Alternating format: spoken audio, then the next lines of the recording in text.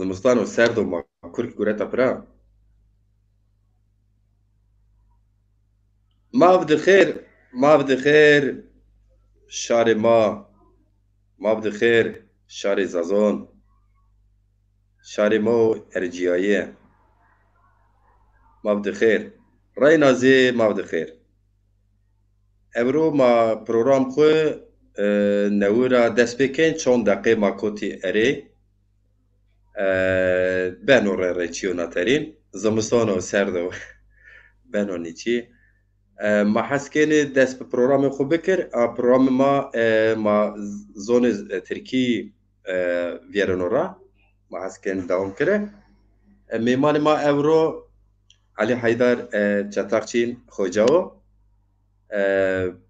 mezuniyetê zonê Zazakî Edebiyat Mehlem mezunî o. Şima zonê Elî Meymandar hûn jî şima zafê cî sirasnênê. Ew zê mavac serkalê sermoser Cemaetê Zazan ê Ewropa o.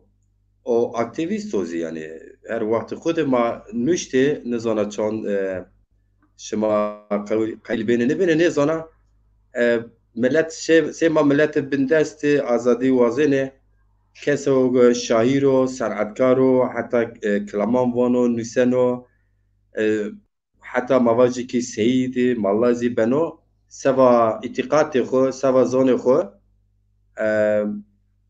rayê beno siyaset re zî qise keno kar û gurê siyasetê zî keno kar û gurê bînîs keno ma zî aynı wexta ona dewam kêne yani ez xwe hez keno mesela şîr binûsî kilam bacê ama dest nidano yani enê zê ona xede ma kêne yani ez xwe mesela mavacî qestecî nîyo ama manî gironîz kêne televîzyonci zî nîyo ew meslek zî nîwendo anê karê zê kamiyano ma ser bindênê ma wezên şarê xwe roşnakê roşna beranê şarê xwe biyare ser ekran personê xwe vacê ey zî civak person bide ma şarê xwe roj kire şima pê xê selamet amê saro û çimonê berê değerli izleyiciler hoş gelmişsiniz. Biz konumuz yine seçimler, Türkiye seçimleri.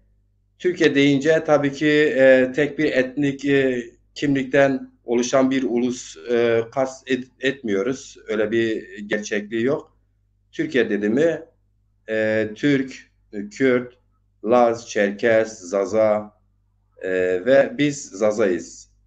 Zazalar Türkiye coğrafyası içerisinde sınırları içinde yaşayan üçüncü büyük halk topluluğu grubudur. Dolayısıyla Zazalar kimi tarihçiye göre, kimi araştırmacıya göre 5000 yıldır bu topraklarda yaşıyor. Kimilerine göre 8, 10, 12 bin hatta Göbekli Tepe'yi baz alanlar var. Kimisine göre Deylim'den gelmiş, kimisine göre tam tersine buradan Deylim'e gidip gelmeler olmuştur. Böyle iddialar da var. Biz bunları tartışmıyoruz, tarihçilere bırakıyoruz. Dolayısıyla yani çok köklü bir halktan bahsediyoruz. Onun dili ve kültürü Türkiye ortak vatan diyebileceğimiz hepimizin dedelerinin her karış toprağında kanı aktığı bu ülkede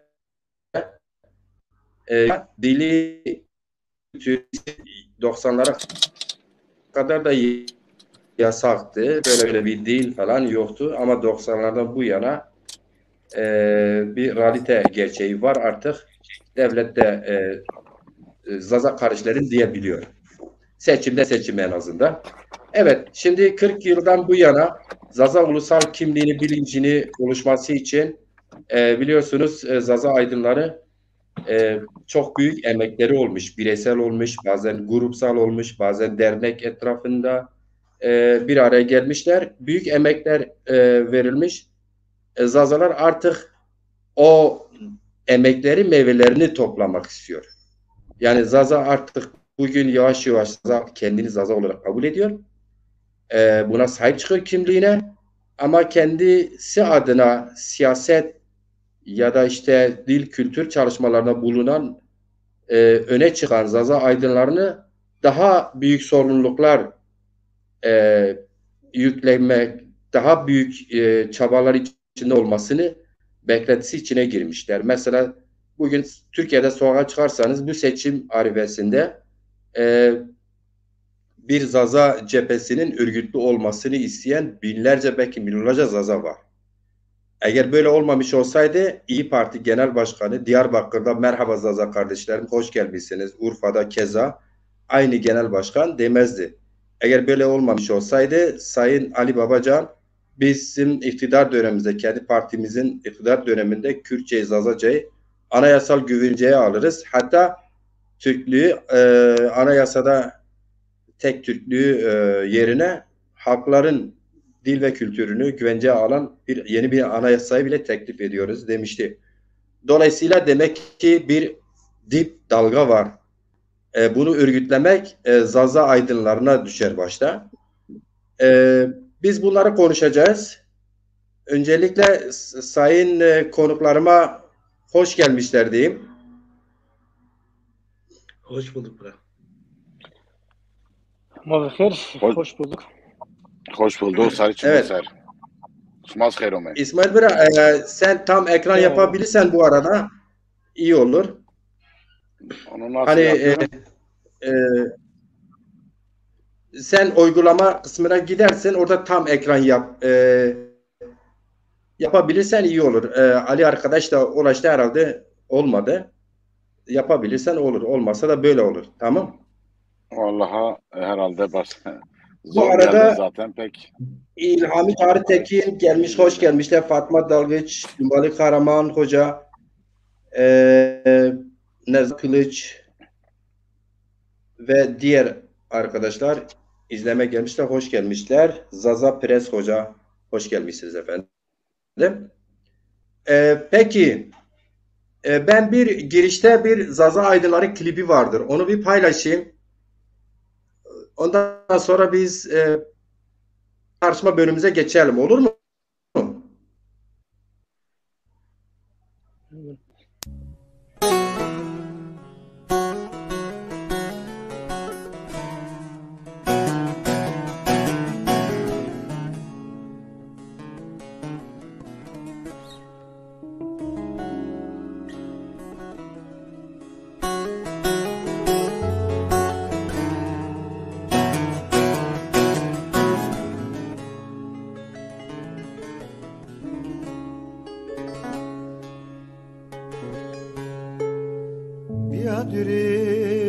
Sıftı zeşiye biyadüri Nafayz asme biyadüri Nikayz astarı biyadüri Biyadüri Sıftı zeşiye biyadüri Nafayz asme biyadüri Nikayz astarı biyadüri Meso, ya gızerme meso, roşti atsmanımı meso, dar mezelamı meso. Meso, ya gızerme meso, roşti atsmanımı meso, dar mezelamı meso.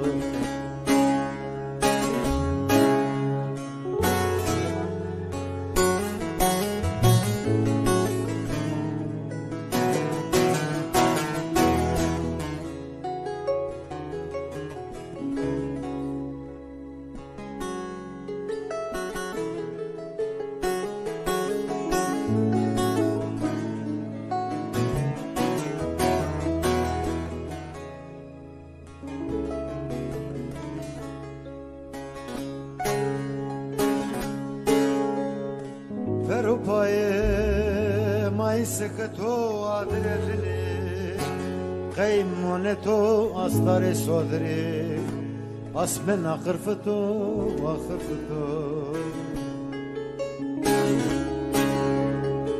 Verupaye may sekto adreli خيمونتو أستاري صدري أسمنا قرفتو وخرفتو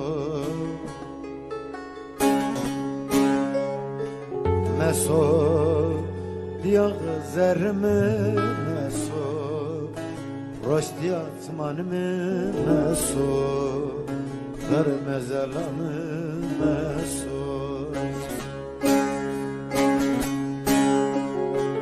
مسو دياغ زرمي مسو رشديا تمانمي مسو غرم زلامي مسو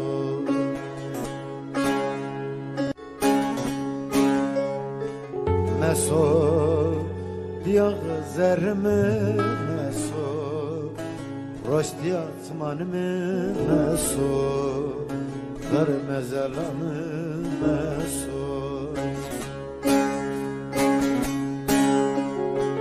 مسو دياغ زرمي مسو رشديا تمانمي مسو غرم زلامي مسو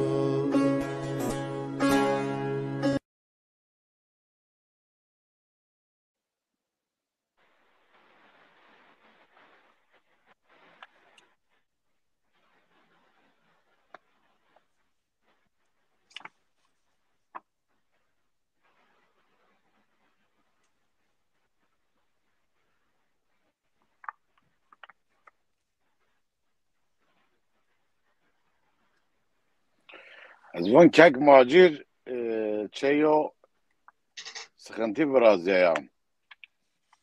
Ya كان شوفيري ماتشين يا مال السنة غير 20 Bazen kek Ali tedarik fikir daha oldu hatta kek macir bir yer. بانو يعني Konu एक ما तमाशा केने यहाँ से दमा तमाशा भी करे हमने selam bu ama tabii Türkiye'de kısa bir kere siyaset yani seçimsel. Böyle. Ben mi konuşayım yoksa sizler mi başlamak istersiniz? Nasıl isterseniz. Tu sıftek. Ya. Tamam. Ya sıftek. Ya seçim bizim gibi bağımsız düşünen yani bütün partilere eşit mesafede duran zazalar için ya da zaza dili ve kültürüne dair endişesi olan insanlar için baya bir zor süreçtir seçim süreci. Çünkü kendisini temsil eden bir siyasi partinin ya da bir siyasi ittifakın olmadığını gördüğü zaman ister istemez bir çaresizlik içerisinde kalıyor. Ben bunu uzun süredir yaşıyorum. Yani oy vermeye gidemiyorsun, tercihini kullanamıyorsun. Bu zazalar için yani belki birçok zaza için de böyledir. Tabii birçok insanımız çoğunluk genelde kendi partisine her zaman verdiği gibi gidip veriyordur. Herkesin kendine göre gerekçeleri vardır. Kimisi dini duygulardan etkilenmiştir. Yani dini kullanan, inancı kullanan diyelim partilerden etkilenmiştir. Kimisi ideolojisine yakındır. Kimisi maddi nedenlerden dolayıdır. Yani herkesin bir nedeni vardır. Nedensiz değildir. İyi ya da doğru ya da yanlış diyelim. Bu açıdan bizim için seçimler zor süreçlerdir.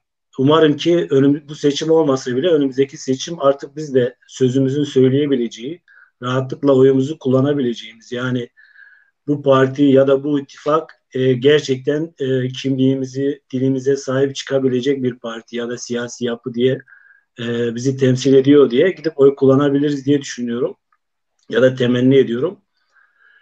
Bu anlamda zaten seçimleri şu durumda konuştuğumuz zaman bizim konuşabileceğimiz mevcut iktidarı fazla konuşmanın aslında pek bir anlamı yok diye düşünüyorum. Yaptıkları ya da yapamadıkları ortada zaten. Sağlıklı her insan bunları görebilir. Tabii ben olaya bir bütün olarak iktidar bütünüyle kötüdür ya da bütünüyle iyidir bakış açısını da çok doğru bulmuyorum. Şöyle diyeyim, mesela seçimler yaklaşırken normalde muhalefet iktidarın yapamadıkları yani iktidarın açtığı yolların ötesine gitmek ister. Yani daha fazlasını şey yapar, sunmak ister ya da bunu propaganda olarak sunar diyelim. Ama baktığımız zaman muhalefette de özellikle Zazalara ya da Zazaların dili kültürüne dair mevcut iktidarın ötesine geçecek, onlardan bir adım öne geçecek bir pozisyonları yok maalesef. Yani beklenti içerisindeyiz ama böyle bir beklentiyi karşılayacak potansiyelleri de yok. Yani gönül isterdi ki bir ülkedeki muhalefet ülkedeki bütün sorunları bir çerçevede ele alıp o sorunlar üzerine yoğunlaşıp çözüm önerilerini sunması ya da e, kendi programlarının içine dahil etmeleri. Fakat mesela iktidara aday, yani mevcut iktidarın yerine gelebilecek ittifak olarak gördüğümüz Millet İttifakı'nın 11. Toplantısı oldu sanırım. Bu 11. toplantıda bir metin hazırladılar. 2000 sayfalık, öyle bir şey olduğunu duydum. Yani zaten bu 2000 sayfayı yazan kişiler de tamamen okuma şansları yok. Herkes belirli kişiler, yani 20-30 kişilik bir gruplar halinde herkes belirli bir konu üzerinde yazmıştır diye düşünüyorum. Ve bunun bir özeti çıkarıldı. Bu özet üzerinde benim takip ettiğim kadar, yani özeti okumadım ama özeti okuyup bağımsız düşünen ya da düşüncelerine, yorumlarına güvendiğim gazeteciler ya da siyasetçilere baktığımız zaman bu metinlerde toplumun kanayan yaralarına dair hiçbir cümle yok. Yani kanayan yaralar dediğimiz şu anda Türkiye'de mesela kimlik sorunu, inanç sorunu, bu tür konulara dair hiçbir şey yok. Çözüm önerileri yok. Bu açıdan baktığımız zaman sadece işte ekonomi üzerine durmuşlar ya da yargıdaki bazı pürüzler, bugün iktidarın yarattığı yargıdaki pürüzleri düzeltmeye ve eskiye dönüş, eski sisteme dönüş anlamında açıklamaları var. Şimdi bunlara baktığımız zaman bir Zaza olarak ben Millet İttifakı'na neden oy vereyim? Yani beni etkileyecek, bana bir gelecek sunacak potansiyelleri yok. Aynı şekilde zaten Millet İttifakı, yani her ne kadar işte 3. ittifak diye bir ittifak daha var. Bunun hani realist olmak gerekiyor. Bunların iktidarı geçme potansiyelleri yok. Şu anda tek iktidar alternatifi olan Millet İttifakı. Daha çok onun üzerinde durmak gerekiyor. Tabii burada aslında hani Millet İttifakı neden seçimler yaklaşıyor ve seçimlerde neden bu kanayan yara, yani kronikleşmiş sorunlar üzerine neden durmuyor? Neden bir çözüm? Çünkü bu kadar farklı fikirde insanlar bir araya gelip bir masada oturabiliyor ama Türkiye'nin büyük sorunlarına, çözümüne dair hiçbir şey üretemiyorlar. Aslında bunun nedeni de bunların, bu Millet İttifakı'nın samimiyetsizliğinden kaynaklanıyor. Yani samimi değiller. Yani bir arada geçici olarak, zaten ittifaklar genelde öyle kuruluyor. Geçici olarak bir arada oldukları için bunun da seçimi kazandıktan sonra dağılacağını, herkesin kendi yoluna, hatta yani bunun 3 sene sonra bugün mevcut iktidarda olan insanların birbirine karşı yine tekrar karşı savaşacaklarını, birbirine karşı bazen ağza alınmayacak, bugün hükümetle muhalefetin yaptığı gibi çatışacaklarını siyasetten az çok anlayan insan tahmin edebilir yani. Ama bizim beklentilerimiz şöyle, yani bizim durduğumuz yer, yani bir Zaza mesela dünyaya geldiği andan itibaren muhaliftir. Doğası gereği, yani varoluşu gereği. Çünkü öyle dünyaya gelmiştir. Ha, bir Türk olarak dünyaya gelse muhalif olmak zorunluluğu yoktur. Çünkü mevcut anayasa onu koruyordur. Onun kimliğini, onun dilini, kültürünü koruyordur. Ama bir Zaza dünyaya geldiği andan itibaren muhaliftir. Bu açıdan biz genelde muhalif tarafta kaldığımız için muhalefetten de bir şeyler bekliyoruz. Tabii hükümetten de bekliyoruz. Yani şimdi ben böyle düşünüyorum. Yani uzun zamandır bu seçimlerde iktidarla muhalefet karşılaştırması yapıyorum. Bazı günler oluyor, Ali Babacan'ın işte dilden bahsetmesi, daha cesur davranması, oy oranının çok yüksek olmamasına rağmen davranması ya da işte AK Parti'nin bugüne kadar işte yarım yamalak da olsa ana dilde işte seçmeli dersler olsun, üniversitedeki bölümler olsun. Baktığımız zaman şimdi biz Millet İttifakı'nı desteklediğimiz zaman acaba şu an elde ettiğimiz şeyleri elde etmeye devam edeceğiz, yoksa onun ilerisine mi geçecek bunlar? İlerisine geçmeyecekleri kesin, çünkü görünüyor yani. Hani öyle bir cesaretleri yok. Zaten Yani hiç bugüne kadar görmedik. Belki bundan sonra bir şeyler söylerlerse bilmiyorum. Ama metinlerinde yok. Bizde de böyle bir korku var. Mevcut iktidar zaten kendi niyadını doldurmuş durumda. Bizim iktidarı destekleme lüksümüz de yok. Öyle bir potansiyelimiz de yok, duruşumuz da yok. Yani bizim siyasi duruşumuza uygun değil zaten. Bir iktidarı desteklemek. Biz sürekli yani şöyle bir şey vardı. Nereliydi? Bir Avrupalı Amerika'ya gidiyor. Amerika'da hemen yani gemiden iner inmez burada devlet var mı diyor. Var diyor. O zaman ben muhalifim diyor. Yani bizim durumumuz da o İrlandalı'nın durumu gibi. Yani biz Zazalar sürekli muhalifiz. Muhalif olmak zorundayız. Çünkü elimizden alınan haklarımız var. Yani bizim doğal haklarımız elimizden alınmış ve bu anayasal olarak da tasdiklenmiş. Yani anayasal düzlem içerisinde biz dilimizin, kültürümüzün yok oluşunu seyrediyoruz. Bu anlamda biz muhalif olmak zorundayız. Ta ki bunları elde edene kadar.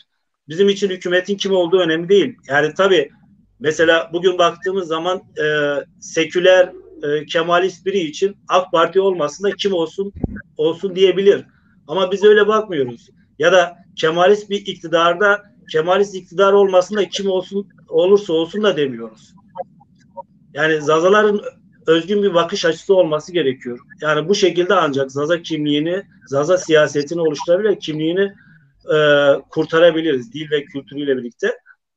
Bu açıdan seçimlere de böyle yaklaşmamız gerektiğini düşünüyorum. Yani sırf iktidar gitsin, biz Millet İttifakı'nı koşulsuz destekleyelim, bir şekilde sonra onlardan talep ederiz iktidara geldikten sonra deme lüksümüz de yok.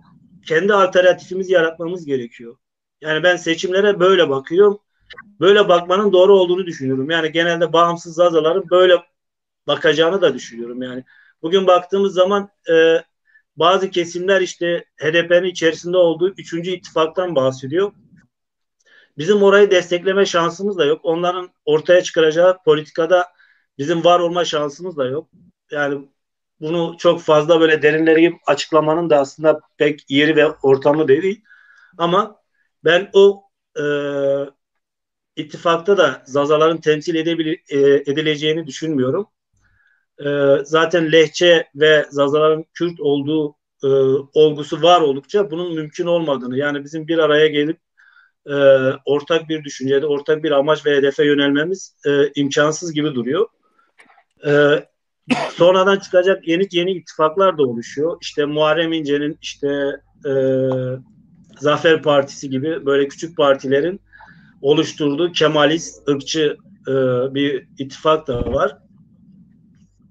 Zaten bunlarla hiç işimiz olmaz. Biz istesek onlar bizi istemez. Öyle bir durum da söz konusu. Bir de şu var, mesela biz potansiyel olarak, sayısal olarak çoğuz. Sayısal olarak çok olmanın aslında pek bir anlamı yoktur yani. Eğer o sayısal çoğunluk enerjisini doğru kullanmıyorsa, siyaseti doğru yapmıyorsa, örgütlü değilse sayısal çoğunluğun hiçbir anlamı yoktur yani.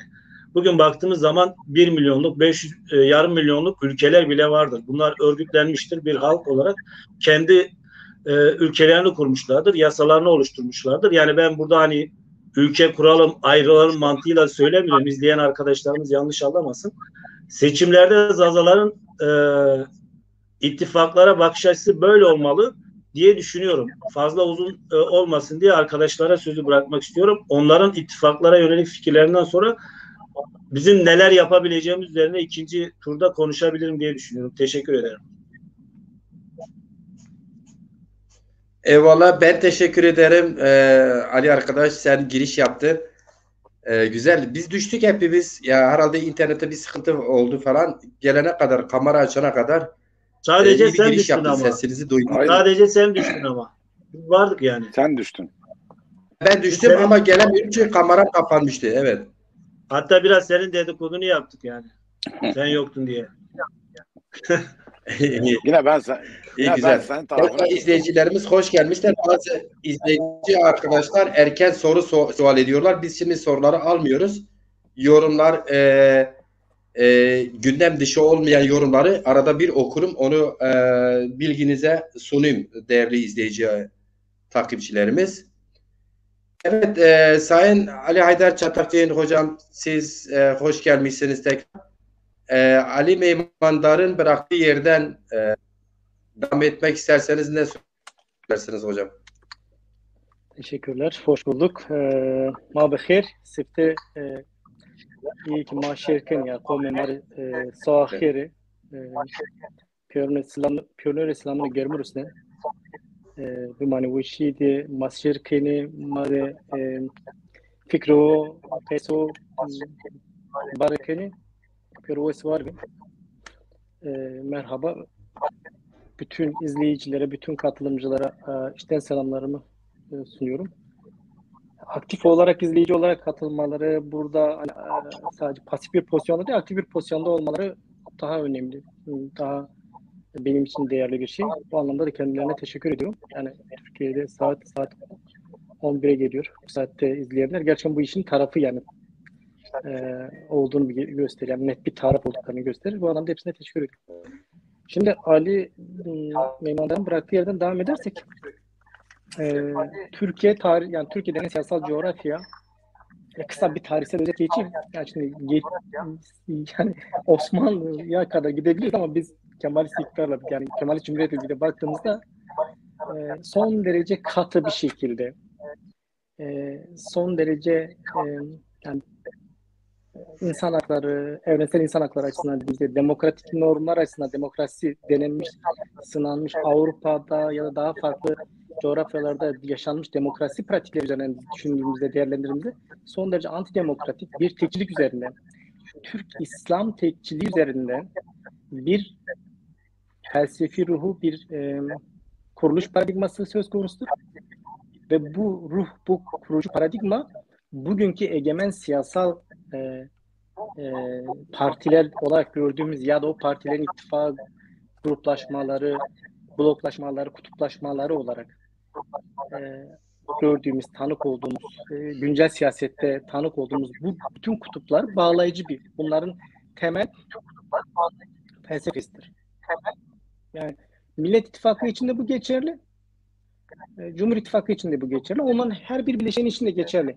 Yani o mevcut rejimin kurucu paradigması, kurucu felsefesi, o tekçi, katı felsefesi onlar için esastır. Yani kırmızı çizgileridir. Yani kırmızı çizgiler ve onlar o kırmızı çizgileri esas alarak siyaset yapılır. Toplumsal konsolidasyon sağlanır. Bu gibi seçim süreçlerinde yani en azından şöyle diyeyim, bu sıradan bir seçim süreci değil elbette ki. Yani 100 yıllık bir tarihsel pratiğe sahip olan Kemalist Cumhuriyet'in yaşadığı çok önemli bir aşama. Önemli bir aşama, önemli bir tarihsel duraktayız şu anda. Onlar için de yani bu mevcut rejimin sahipleri, yani sağından soluna kadar olan bütün o geniş siyasal yelpaze diyelim, onların bütünü içinde çok tarihsel bir dönüm noktası, kırılma noktası.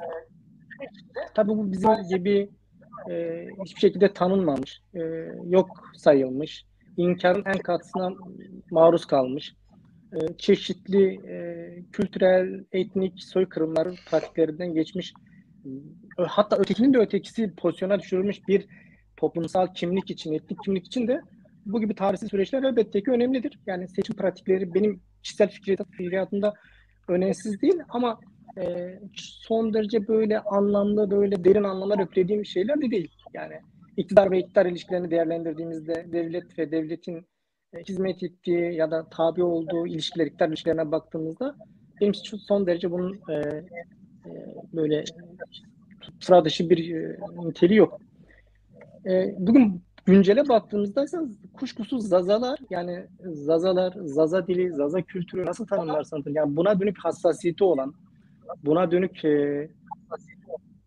içten samimi bir şekilde bir tavrı olan her bir bireyin bu meselede gerçekten de bir alternatife dönük, yani alternatif ne olabilir, ne yapılabilir, buna dönük yani bir zihinsel sorgulaması olması gerekiyor. Neden olması gerekiyor? Şimdi biz 90 yıllık pratik, 100 yıllık pratiğe baktığımızda 100 yıldır sen hiçbir şekilde tanınmamışsın, görülmemişsin, bilinmemişsin. Yani bırak senin tanınman, görülmen, senin demokratik haklarını, senin kolektif toplumsal haklarını, yani demokratik haklarını tanımak, onları sana tanınması, onları kullanman için demokratik bir ortamın yaratılması. Tam tersine sen bu 100 yıllık süreç içinde ağır bir şekilde kültürel soykırımlar, yani etnik soykırım kısmını zaten çok detaya girmeden çoğu biliyor. Yani yaşanan katliamlar, etnik soykırımlar pratikleri, özellikle Zazaların yaşadığı çok ağır travmatik pratikler var, tarihsel pratikler var.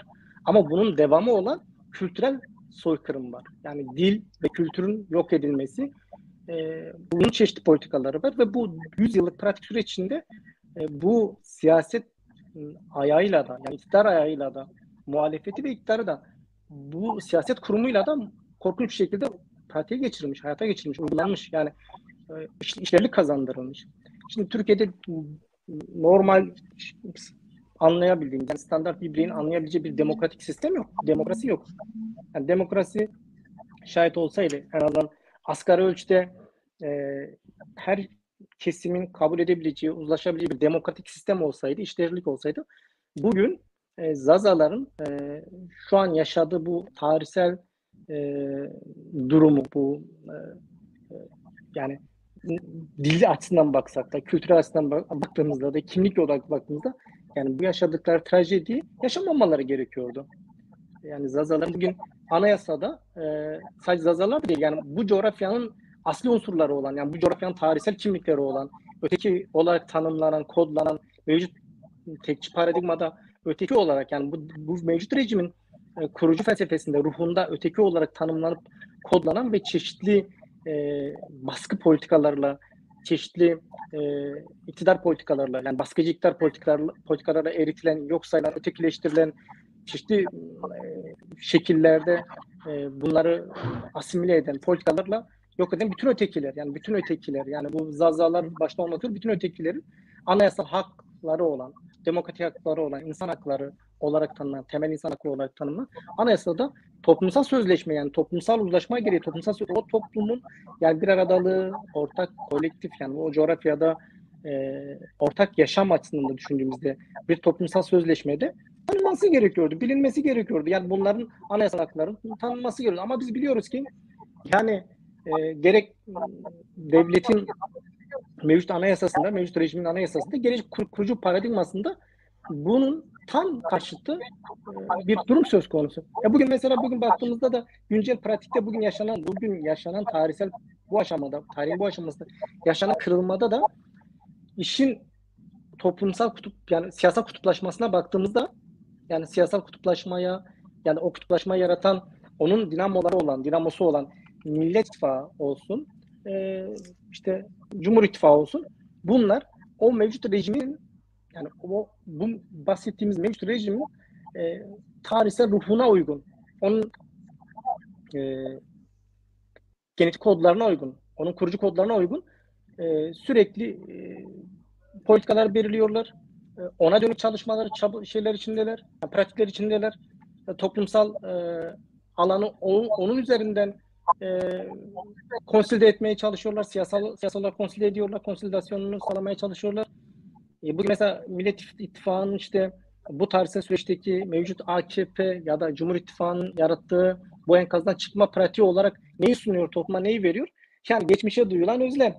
Yani mevcut rejime duyulan, mevcut rejimin işte 100 yıllık mevcut bu garabete duyulan özlem. Yani bu bahsedilen tekçi paradigmaya, bahsettiğimiz bu tekçi paradigmaya, bu inkarcı paradigmaya, bu faşistan paradigmaya duyulan özlem. Yani bunun ötesinde diğer işte makyaj amacıyla kullanılan bir takım demokratik işte söylemler, tırnak içinde demokratik. Onlar tamamen toplumsal algı, toplumsal konsolidasyon oluşturmak için kullanılan işin makyaj kısmıdır. Diğer tarafta baktığımızda AKP bundan farklı mı? Hayır, AKP de farklı değil. Yani bunlar mevcut durumda bu iki temel kutuplaşma, yani siyasetin bu iki kutuplaşma yaratan bu temel iki bloğun Zazalara dair ya da ötekilere, bütün ötekilere dair verebileceği bir şey yok. Ama biz Zazalar olarak, ötekinin de ötekisi olarak bunlardan bir şey umar duruma gelmemeliyiz, çünkü bize dair hiçbir şey yok. Yani mevcut durumda hiçbir şey yok. Bunun dışında bir üçüncü blokaj var. Yani bir üçüncü kutuplaşmayı yaratan bir üçüncü Evet, kutuplaşma Sayın bir üçüncü bloklaşma var. Derza Sayın Yani- Çatakçı, izniniz varsa Buyurun. değerlendirmeleriniz içinde soru çıkardığım sorular var.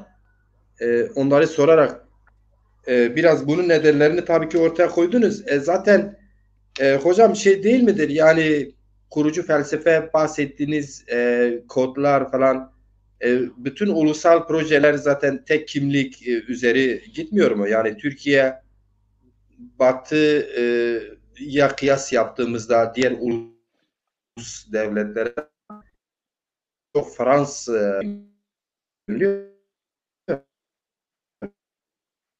maddelerini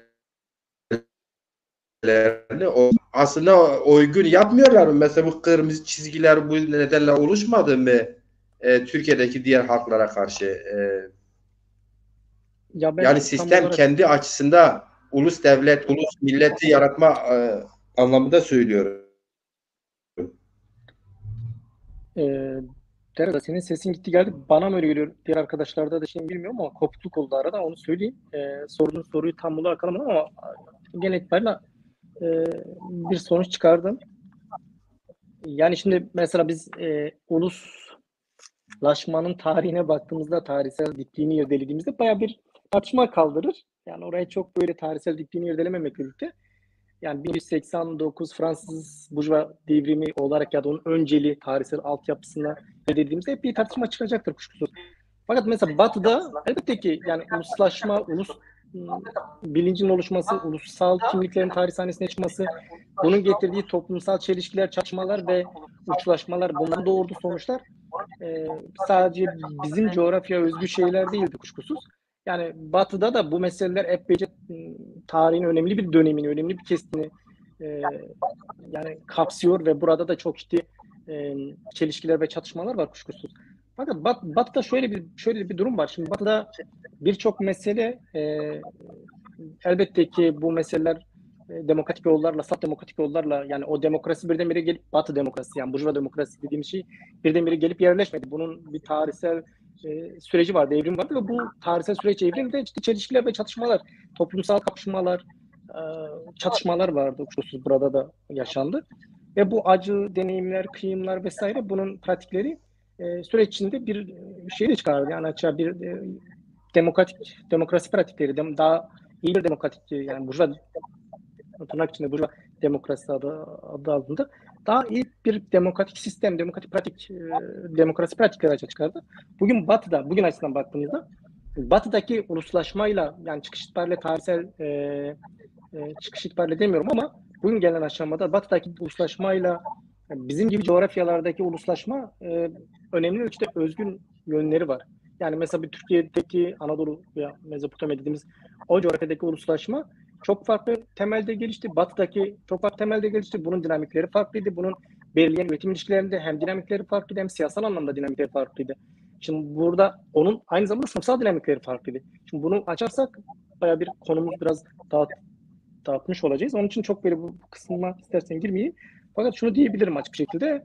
Yani Batı'daki uluslaşmayla tarihsel pratiklerle bizim coğrafyamızdaki uluslaşmanın tarihsel pratikleri önemli ölçüde birbirinden yani önemli ölçüde farklı arz ediyor. Onu söyleyeyim. Farklı arz ediyor.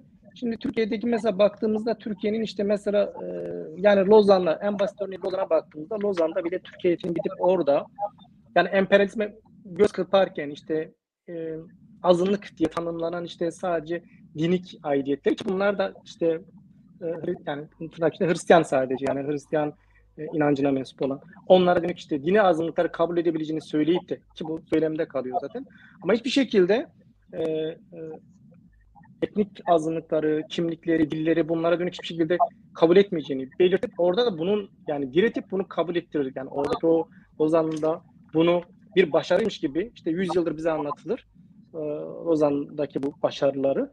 Yani bu bile bizim coğrafyamızdaki yani bizim coğrafyamızdaki uluslaşmanın bizim coğrafyamızda mevcut halihazırda var olan rejimin, bunun kurucu paradigmasının, bunun felsefesinin ne olduğunu, bunun kodlarının ne olduğuna dair bize son derece açık bir şekilde şeyler sunmaktadır. Bir de bunun önceliği var. Yani bunun pratikleri mesela gidiyor. Yani Osmanlı'nın son dönemine, onun yaşadığı krizlere, onun yaşadığı çelişkiler, dağılmaları ve o dağılmalara dönük yani geliştirilen çeşitli paradigmalara bakmak gerekiyor. Yani devamında İttihat Terakki var. İttihat Terakki'nin devamı işte geliyor. İşte yani Jön Türkler, İttihat Terakki ve devamı şeye geliyor. Yani Kemalistlere kadar geliyor. Şimdi biz buraları irdelediğimizde bunlar aslında bu Türk-İslam sentezi olarak tanımladığımız yani bu katı tekçilik sadece işte Kemalistlerle birlikte değil. Bunun bir evveliyatı var, bir arka planı var, dipliği var.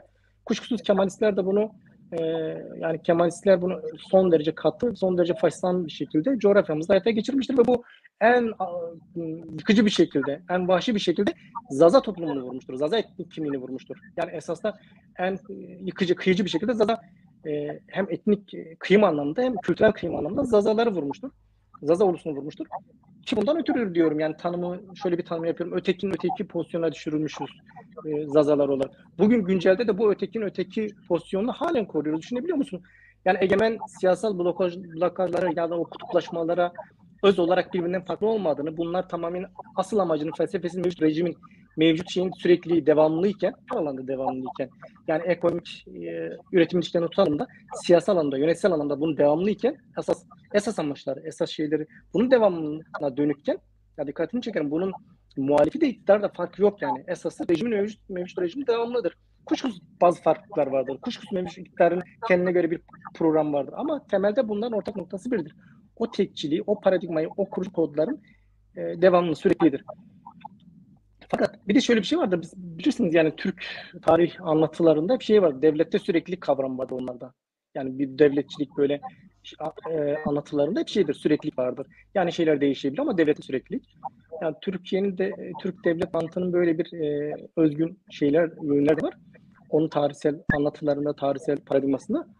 Ama biz bunun ötesinde, bunun dışında şeye baktığımızda yani toplumsal muhalefet açısından baktığımızda yani coğrafyamızın ezilenlerin halihazırda oluşturduğu bir muhalefet dinamiği var. Yani o muhalefet dinamiklerine baktığımızda, oradaki kutuplaşmalara baktığımızda o kutuplaşmada da maalesef Zazalara dönük bir şey yani göremiyoruz. Görmemenin ötesinde tam tersi bir durum var. Yani bir inkar orada da söz konusu. Bir üç maymunu oynama orada da durumu söz konusu. Yani görmüyorum, duymadım, bilmiyorum siyasetlerini, riyakarlığını. Orada da görmekteyiz. Dolayısıyla Zazaların buna karşı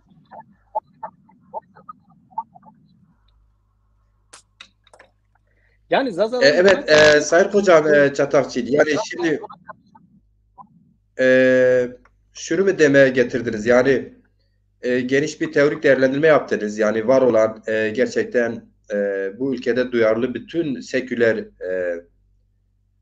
sol hatta vicdanlı Müslüman diyelim çizdiğiniz çerçeve aslında Türkiye Cumhuriyeti Devleti bu yüzyılda göstermiş olduğu bu haklara dönük tekçi yaklaşım, tek ulus yaratma yaklaşımı hemen bir özetlediniz. Ama bu kırmızı çizgiden bahsettiniz ya, bütün bu siyasi yaklaşımlar, devletin dağılımı çerçevesinde her bir mevcut düzen partinin bir kırmızı çizgisi var dediniz. Ve bir seçim sürecindeyiz. Bu seçim sürecine geçtiğimizde şunu görüyoruz. Sayın Ali Meymandar da dediği gibi blok var. 3 tane ana blok var. 3 tane ana cephe var. 3 tane ana ittifak var diyelim ki. Üçüne de biliriz. İkisi iddialı Cumhurbaşkanı seçmek istiyor. Biri de işte Türkiye'deki emekçiler iddia eden marjinal olarak da kabul ettiler ve sal zeminde temsil eden HDP yöneticileri bu üçüncü ittifakta iddialılar. Onlar da şöyle iddialı: Cumhurbaşkanı adayını mutlaka biz seçeriz ya da işte o güce ulaştık demiyorlar. Bunu diyemiyorlar. Hangi tarafla anlaşırsa o taraf Cumhurbaşkanı olur diye iddiaları var. Sistem partileri de bunu kabul ediyor. Kabul ettirmişler. Yani takip ediyoruz belki bütün basın, neredeyse yazılı, görsel basın, bütün siyasi analizler, hatta anketler de bunu gösteriyor. Yani iş dönüp dolaşıp geliyor. HDP'de kilitleniyor. Yani HDP hangi ittifaka taraf çıkarsa o ittifak Cumhurbaşkanı seçer bu dönemde diye yerel seçimleri de buna örnek gösteriyorlar. İstanbul, Ankara, bulunduğum Antalya, işte Mersin, Adana vesaire. Buna örnek olarak da veri olarak veriyorlar hocam. Şimdi böyle ele aldığımızda bu ülkede yaşayan Türkiye'nin vatandaşları olan şimdiye kadar hem Kürdüyle, Türküyle, Lazıyla kendisiyle barışık olan bir Zaza milleti var.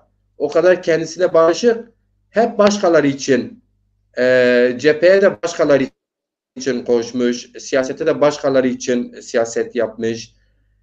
Desirmalık dediğimiz yani hizmetkarlık anlamında da hep başkaları için. Önce sen sana sonra bana. Sonra bana ver. Biraz eş anlamlı. Ama bunu girişte de Zaza aydınlaması ışığı yükselince tabii ki başta Kürtler buna itiraz etmeye başladı. Onu biz tartışmayalım izninizle.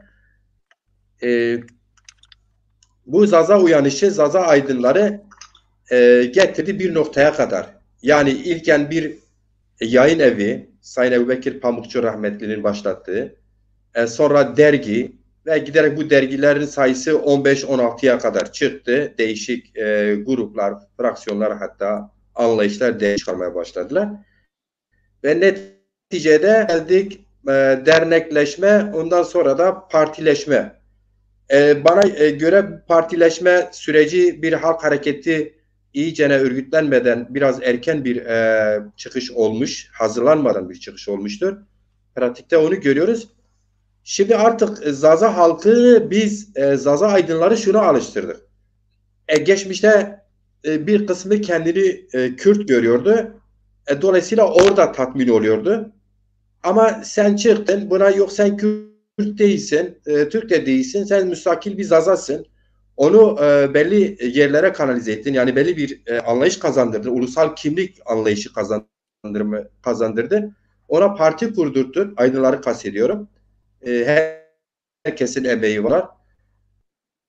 Şimdi o kurduğum parti kendini 41 ilde işte mesela göre sanırım mecliste grubu olmadığından dolayı bu seçimlere katılamıyor.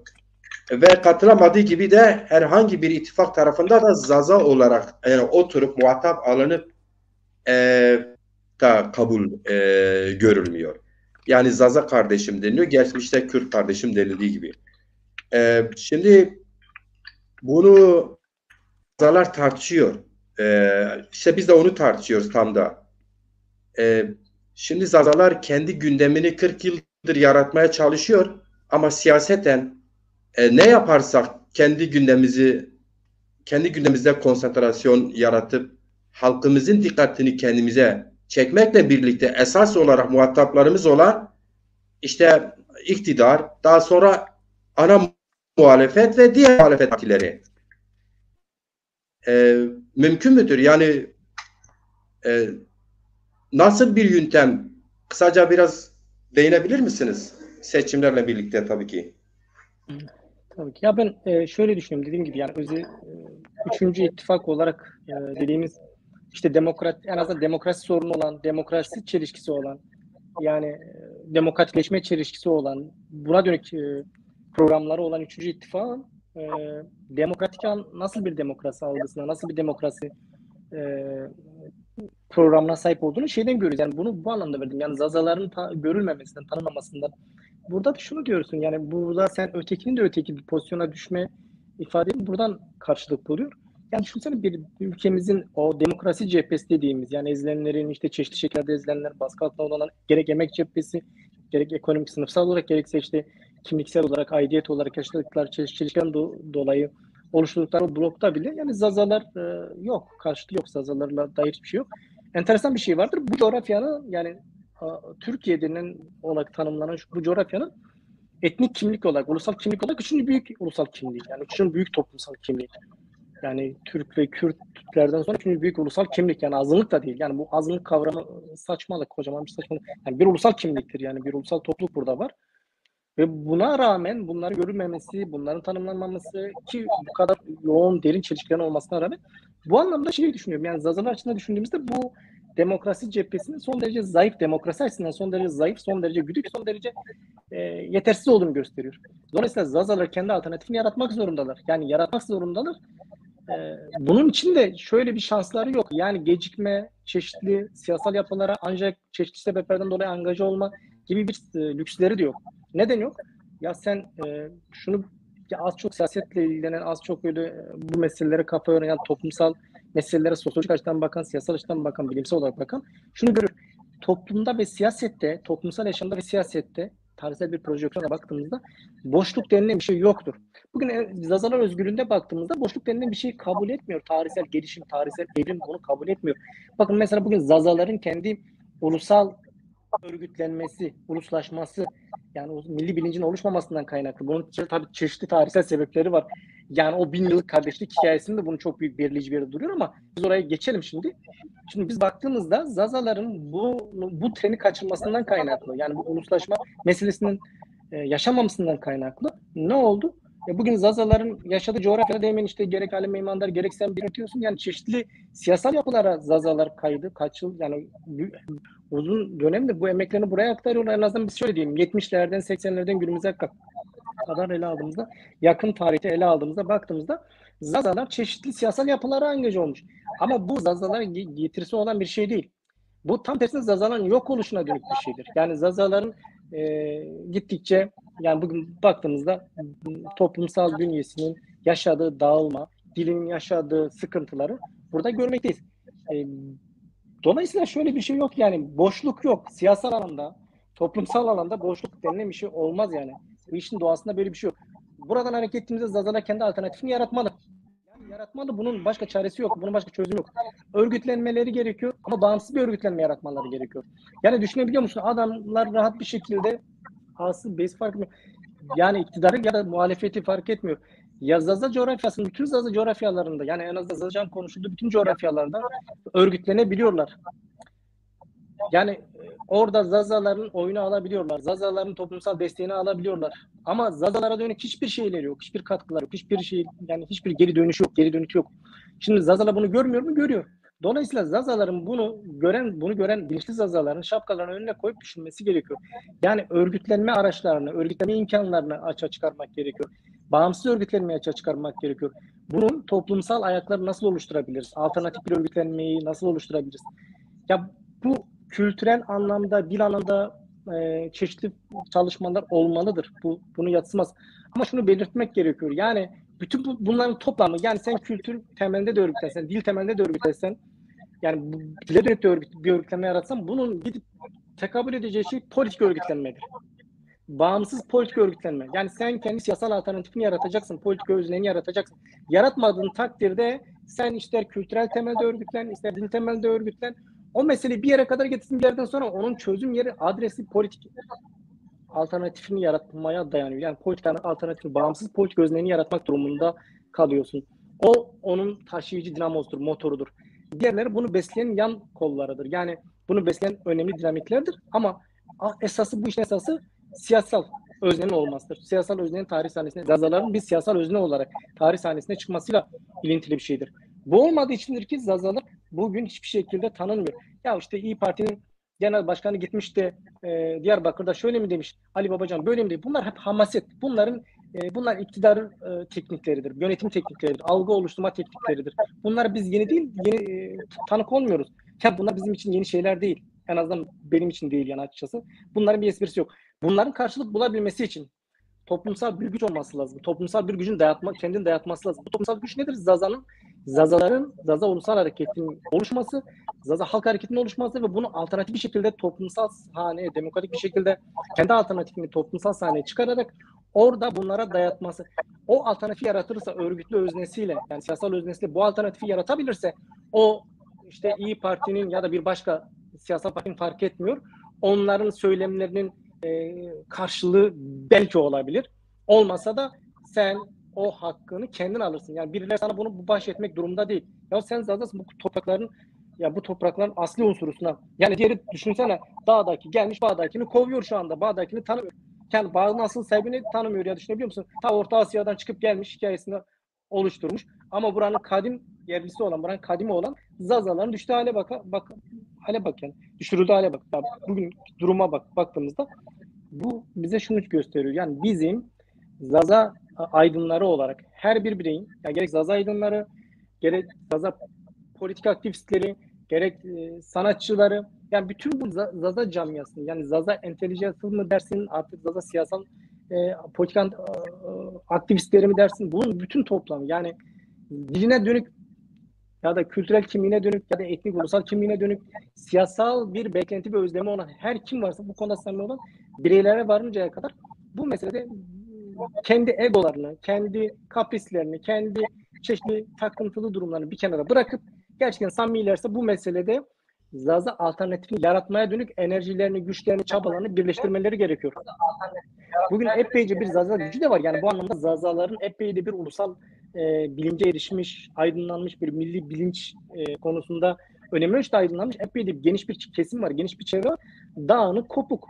Şimdi bunların bütün bunun gerçekliğe rağmen bugün bu tarihsel durumda buna rağmen düşünsene, bugün iktidar ve onun karşısında bloklaşan egemen sınıfların diğer bloğu, diğer siyasal kutuplaşması Zazaları kendi mevcut rejiminin yaşadığı krizini, yani bu yaşadığı tarihsel krizin kırılma döneminde Zazaları kendine angaje etmeyi ya da Zaza ve Zazaları bir sıçrama tahtası olarak kullanmak için çeşitli yöntemlere başvuruyorlar, çeşitli algılara başvuruyorlar. İşte tam da bu anlamda, tam da bu noktada anlamıdır.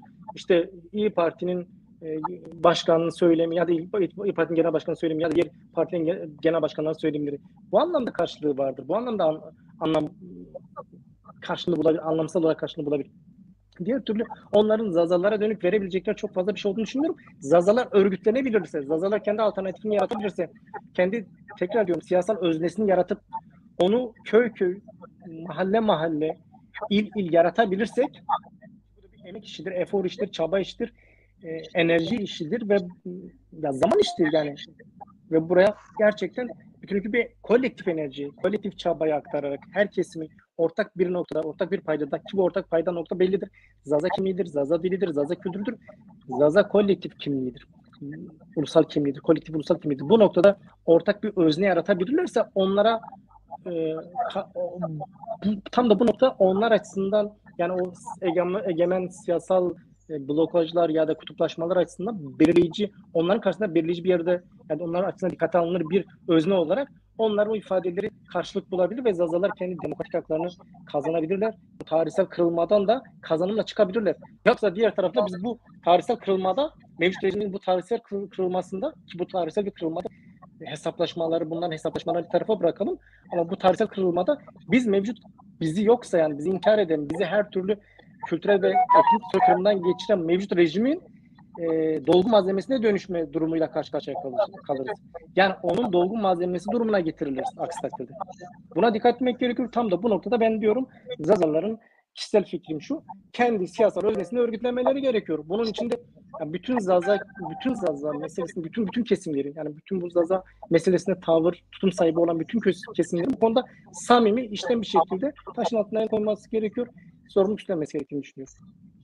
Diğer türlü ne o egemen sınıfların, rejimin egemen siyasal kutuplaşmalarından, onların ittifak blokajlaşmalarından, ne de onun karşısında yer alan sözüm ona muhalefetinden Zazalara dönük pek bir şey çıkacağı yok. Yani yok, pek değil, çıkacak. Buradan bir şey çıkmaz yani.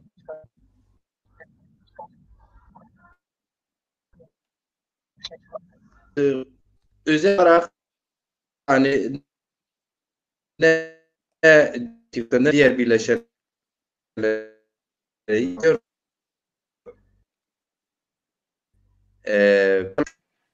Sesiniz anlaşılmıyor Kekmacır. Varsa birlik sorunlarını, Zaza aydınları bunu açıktan eleştirip birlik olurlarsa güç olurlar diyorsunuz ve seçimler de buna aslında bir zemin oluşturuyor. Seçimlerde buna bir fırsat sunuyor. Teşekkür ederim hocam. Ben size ikinci turdan dönerim. Şimdi izninizle Sayın İsmail Baytemur'a geçmeden önce bizi izleyen değerli izleyicilerimizin isimlerini zikredeyim. Zerveş Deza gelmişler, hoş gelmişler. Epey yorumlar da var. Şimdi yorumları henüz okumadım. Çünkü biz daha tartışıyoruz. Soru soranlar var. Soru bölümüne de geçmedik. Cengiz Kegli vardır. Zaza Yunus var. Hoş gelmişler efendim. Zaza Şanlı hoş gelmişler. Cumali Boğday hoş gelmişsiniz. İlhami Çağrı Tekin hoş gelmişsiniz efendim. Kadir Eren hocam hoş gelmişler. Bizi izliyorlar. Murat Özçelik hoş gelmişsiniz. Görsel Sarıkaş şairlerimizden hoş gelmişler. Ömer Faruk Ersöz şairlerimizden hoş gelmişler. Bizi izliyorlar. Sohbi Arslan bizi izliyor. Hoş gelmişler. Bingöl Zazader Başkanı İbrahim Bukan hocam bizi izliyor. Hoş gelmişsiniz. Ahmet Yıldız bizi izliyor. Hoş gelmişler. İnci Sarıkaş gelmiş. Hoş gelmişler. Mehmet Budancamak hoş gelmişsiniz efendim. Roşan Hayık hoca bizi izliyor. Keruzvan Şoyşma Veşmo efendim Zekeriya Gürbüz bizi izliyor. Hoş gelmişsin. Nusrat Korol bizi izliyor. Yine şairlerimize Zazali ve edebiyatı üzerinde emeği olan bir aydınımız, bir aktivistimiz aynı zamanda. Hoş gelmişsiniz. Baki Aydın her zaman izliyor bizleri. Duyarlı vardır. Hoş gelmişsiniz. Dezanever Eren Genel Başkan bizi izliyor. Hoş gelmişsiniz. Ahmet Yıldız gelmişler. Hoş gelmişler. Muhittin Ateş Zaza Der Diyarbakır Başkanı hoş gelmişler. Mehmet Ali Şenal hocam gelmiş. Hoş gelmişsiniz efendim. Fatma Dalgıç izliyorlar. Hoş gelmişsiniz. Tabii ki yorumlar var. Böyle şimdi İsmail Baytem daha önce hoş gelmişsiniz. Ali Meymandar arkadaş giriş yaptı. Ali Haydar Çatı hocam devam etti ve geniş bir analiz yaptı, geniş bir çözümleme yaptı. Deyim yerindeyse eksik olmasın. Şimdi seçim sürecine de geldik tabii ki. Seçim sürecindeyiz daha doğrusu. Aktif bir seçim sürecindeyiz. Zaman zaman dile getiriyoruz. Çünkü gündemde olan bir şey de dile gelir. Şimdi seçim hem bizi ilgilendiriyor. Türkiye'de yaşayan diğer bütün halklar ilgilendiriyor. Ama keza bu seçime ayrıca bir önem arz ediyor. Ama sanırım biraz da AKP iktidarı uzun bir iktidar belki Türkiye tarihinde sanırım en uzun iktidar olabilme ihtimali var. Ama şimdi o geldi. Şimdi dünya da bu seçimi dikkatle izliyor. Dünyada merkezler, bunu Rusya'sı, Amerika'sı, Avrupa'sı. İlginçtir, bilmiyorum. Belki Ali Haydar hocam, Ali Meymandar hocamız not alacaklar. Bugün sanırım Türkiye'de 13 tane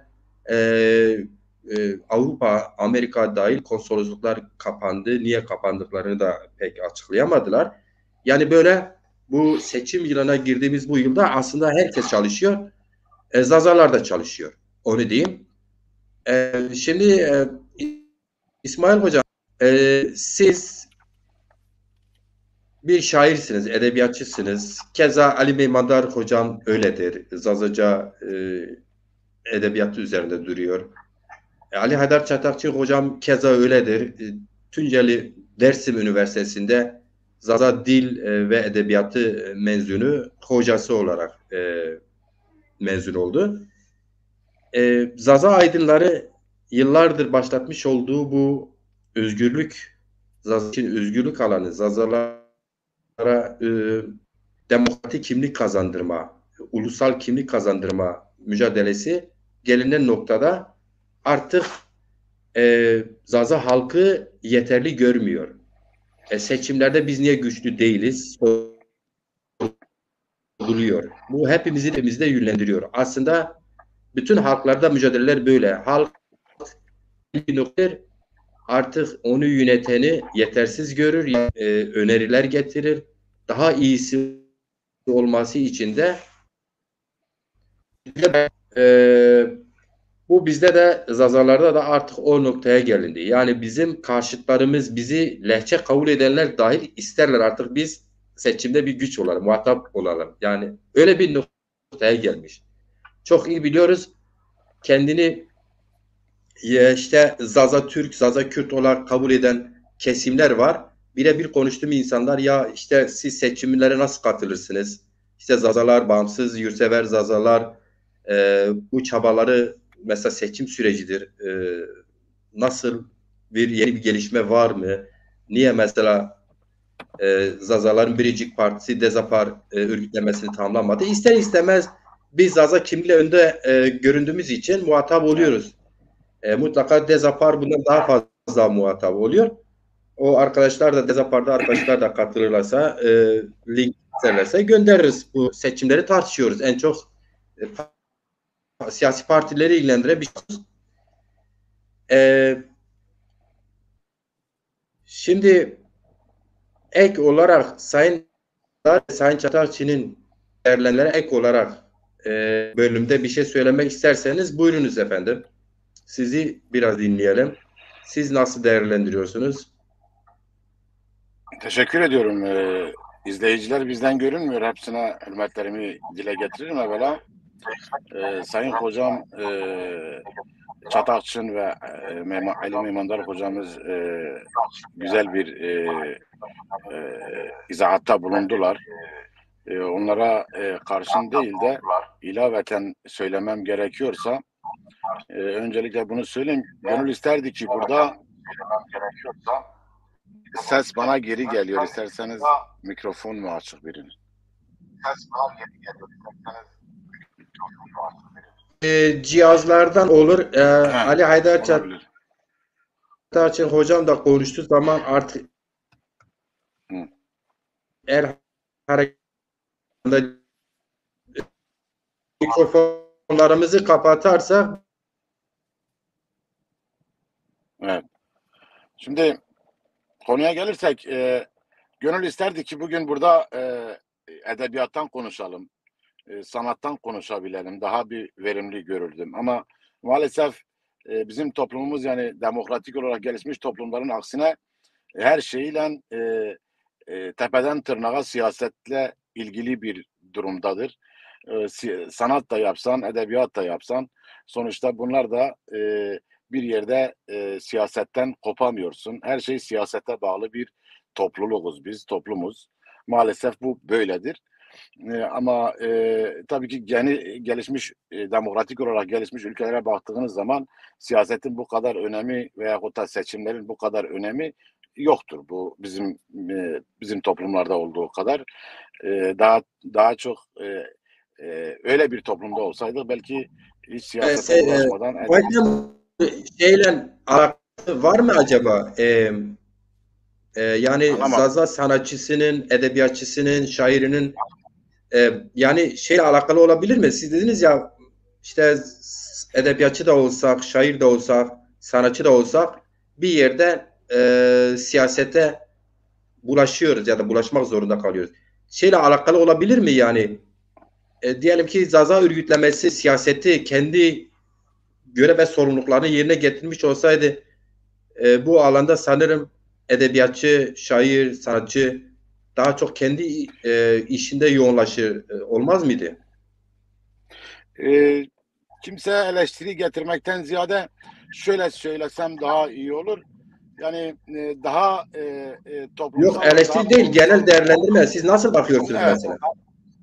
Daha kurumsal kurumlar mesela bir Dezapar var, Gözbebeği'dir, bir dernekler var, federasyon var veyahut da daha değişik dernekler var, bağımsız çalışan. Hepsi birer gözbebeğidir benim için. Çalışıyorlar. Kimisi dünya görüşü bana ters de olsa yani dünyaya aynı gözle bakmasak da sonuçta bu dil için eğer çabalanıyorsa benim için değerlidir. Yalnız daha çok yenidir. Daha partide olsa daha daha STK'lar dahi olsa çok yenidir. Daha kurumsallaşamamış.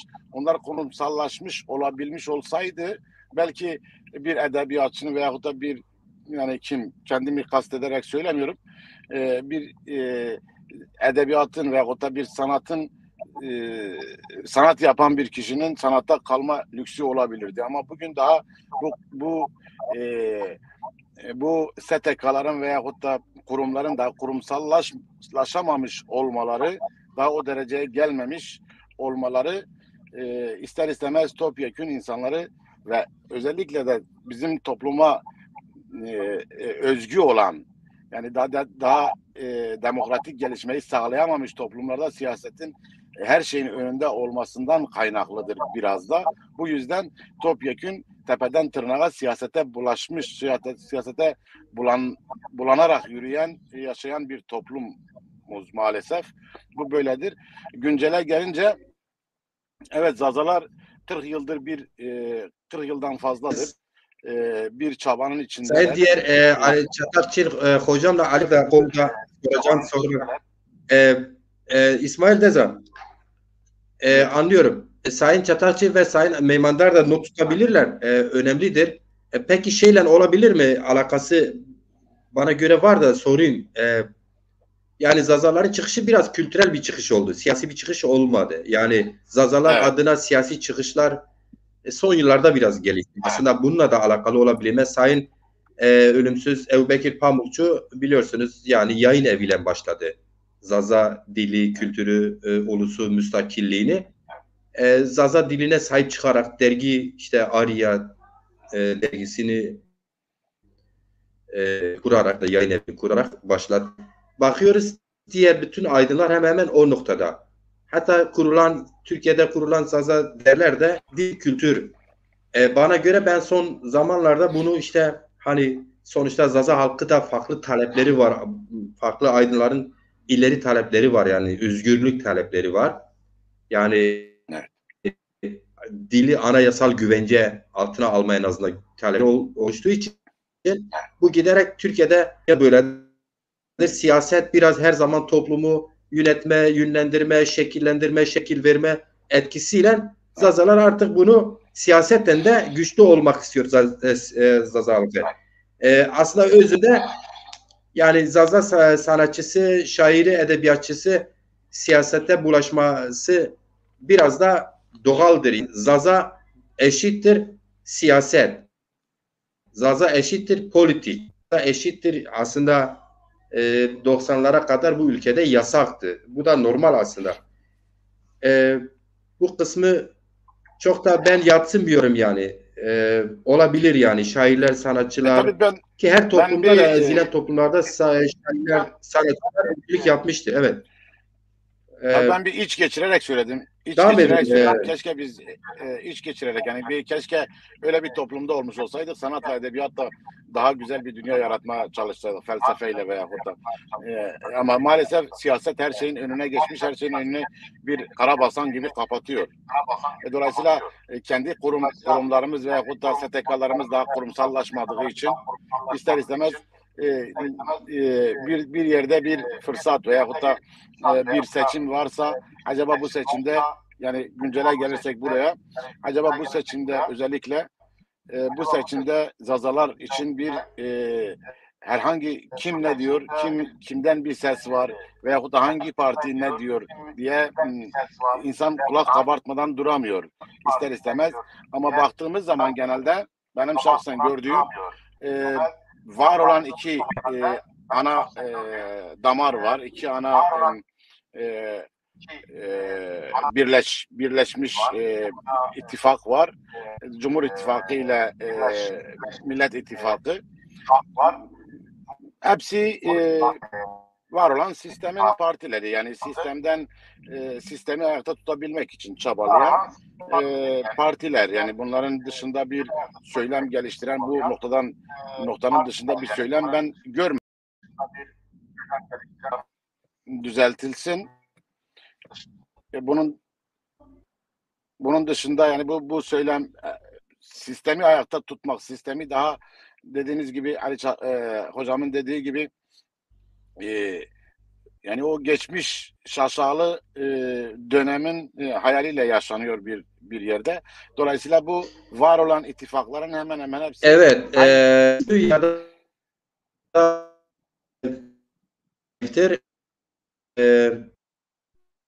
Evet, bulunduğu alanda kendisinin interneti ya zayıf çekiyor, Benim zayıftır mi? zaten belli dönüyor. Bazen benim burada da oluyor o.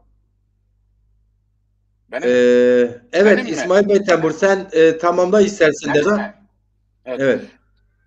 Yani benim demek istediğim şu, yani bugün var olan bu iki ittifakın da sistem partileri olduğunu ve bu sistemi hayata tutmak gayesinden başka bir gaye olmadığını ve bizim gibi ezilmekte olan yahut da yok olmakla yüz yüze kalmış kültürel dil bakımından, kültürel bakımda yok olmakla yüz yüze kalmış toplumların, toplulukların, halkın herhangi faydasına, onların çıkarına gözeten bir söylem ben bugüne kadar görmedim.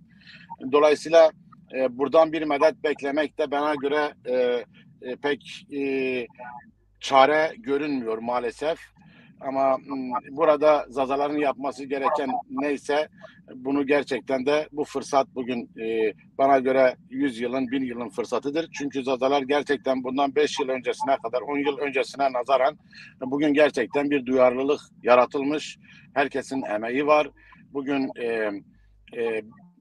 yani bir kelime yazanın veyahut da bir dernek kuranın veyahut da parti kuranın veyahut da sizin gibi çabalayan insanların, herkesin, bütün bu toplumun bir çabasıyla bugünün gelinmiş olduğu noktada yani bunu konuşuyor olmamız, bu seçimde nasıl bir politika, nasıl bir hareket edelemin çabası bile bizim için çok, 5 yıl önceye gidersek çok büyük bir kazanımdır ve bu kazanım herkesin paydası vardır. Herkesin payı var olan bir kazanımdır. Dolayısıyla burada eğer yine gerçekten uygun bir birliktelik, bizde derler ki ne piyagari, beraber hareket edebilme durumu eğer gelişirse gerçekten doğru yol bulunabilir. Bizim aydınlarımız çoktur. Gerçekten de bu durumda Türkiye'yi yönetebilecek aydınlar çıkabilir Zazaların içinden. Bunu da biz kendimiz de biliyoruz. Yüzlerce profesörümüz vardır. Bunun içinde biz hiçbir şeyimiz de yoktur. Ve bu, eğer Zazalar gerçekten de burada kendi siyasetini belirlemek isterlerse kimseye ne düşmanlık, kendi siyasetiyle beraber yok olmakta olan, ezilmekte olan diğer halkların da, Kürtlerin de, Lazların da, Çerkezlerin de faydasına olabilecek siyasetler üretebilir. Ve özellikle ben şunu iddiayla söylüyorum. Bugün gelinen nokta, bugünkü dünya gerçekten 90'ların, 80'ların alışılmış siyasetleriyle siyaset üretilmez, politika yapılamaz. Yani bugün dünya çok hızlı, internet, yani bugünün dünyası, yani bir yerde okudum, eğerse yanlışsam düzeltiniz. Yani insanoğlunun uğradığı değişim bu son 25 yılda 800 yıla tekabül ediyor. Yani 25 yılda 800 yıl kat edilmeyen yol kat edildi, değişim, yani gelişim açısından. Biz daha eğer bugün mesela sistemin partileri veyahut da birçok parti daha 90'ların siyasetiyle bugünün siyasetini, bugünün dünyasını yönetmeye çalışıyor. Bu doğru değil. Buradan gerçekten de gelişmekte, yani bu gelişmekte olmuş bu dünyada Zazaların bir çıkışı, real bir şekilde gerçekten de üretilmiş bir siyaset güçlü olması gerekmiyor. Bana göre öyle çok güçlü veyahut da bilmem şaşalı olmak gerekmiyor. Doğru bir söylem, doğru bir politikayla birçok iş başarabilir ki birçok kelli felli partilerden bir daha çok büyük işler yapabilir. Dünyanın bu kendi aidiyeti için, kendi dili, kültürünü, kendini var edebilmek için, kendi etrafındaki diğer halklar içinde, beraber yaşadığı toplumlar içinde faydalı işler yapabilir, yapabilir de yapmalıdır da. Onun için ben umut varım. Sizlere teşekkür ediyorum. Ben hevatkarım. Bunu da söyleyeyim. Ben yoldayım. Şu an arabayı yola çekmiş. Öyle konuşuyorum. Yerim belki bazen telefon oynuyor. Kimse kusura bakmasın. Herkesten özür dilerim. Rica ederim Deza, renk verdin, ne güzel görüşlerini dile getiriyorsun.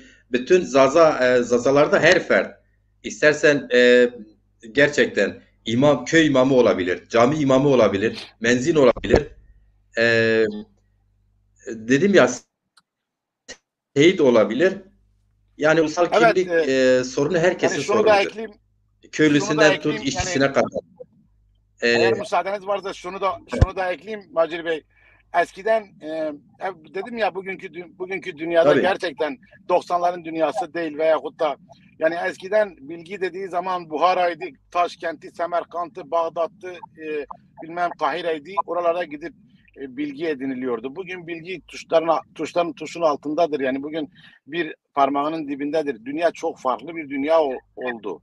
Onun için biz umut var olalım. Yeter ki gerçekten samimi olarak samimiyetimizi karşı tarafa gösterebilirsek Zazalar olarak ve karşı taraftan samimiyetimizi gören karşı tarafta samimi olarak davranıştığı zaman birbiriyle gerçekten de güzel bir dünya kurabilmek için, sadece Zazalar için değil, güzel bir dünyada bir damla katkımız olursa ne mutlu bize. Ben kameramı kapatacağım. Teşekkür ederim Sayın Baytemur. Eğer siz bana kızmazsanız Sen kapat, sen yola devam et, sen eve gel. Sizi dinleyeceğim. Gerektiği zaman dururum ben. Çok almadı yolu. Tamam. Sen devam et. Kamar olsun dediğin gibi. Teşekkür ederim. Evet. Sayın Meymandar Ali arkadaş, biz ikinci bölümüne ve son bölümüne gidelim bu programı. Aslında Sayın Çatakçı'nın geniş değerlendirdi. Sayın Baytemur kendi yorumunu kattı. Kendisine göre bir değerlendirme yaptı. Birçok tespitte bulundu. O da çok heyecanlı. Belli ki seçim süreci onu çok fazla anladı. Sayın Beyman, şimdi birkaç defadır vurguluyoruz. Bilmiyorum. Belki tekrara geçer ama seçim süreçleri zaten böyledir. Çözüm arayışları içinde olan insanlar çözüme ulaşmak için o çözümü tekrar dile getirirler. Onun çözüm yollarını, yol ve yöntemlerini tekrar dile getirirler. Şimdi Zazalar tabii ki hani Türkiye'de Türk milletini temsil eden kurumları, siyasi partileri, devlet kurumları ve Kürtleri temsil eden kuruluşlar geçmiş var. Mesela Kürt Hareketi deniliyor ki 200, 250, 260 yıllık bir mücadele tarihi var Kürtlük adına. Türk aydınlığı 5000 yıllık bir devlet gelenek tarihimiz var. Ama Zazalar işte Zaza yurtseverleri, aydınları, dil bilimcileri, tarihçileri hatta Zazaların nereden geldiğini, işte buraya yerleşik halk mıdır, değil midir, değilimden mi gelmiş, buradan mı değilime gitmiş, halen bu tartışmalar içindeyken bu da bize şunu diyor ki yani Zaza kimliği, müstakilliği üzerinde yoğunlaşma dil kültürle başladı. Siyaset aslında biraz Zazaları gündemi de yeni. Yani Zazarcılık adına yeni. Bunu da belki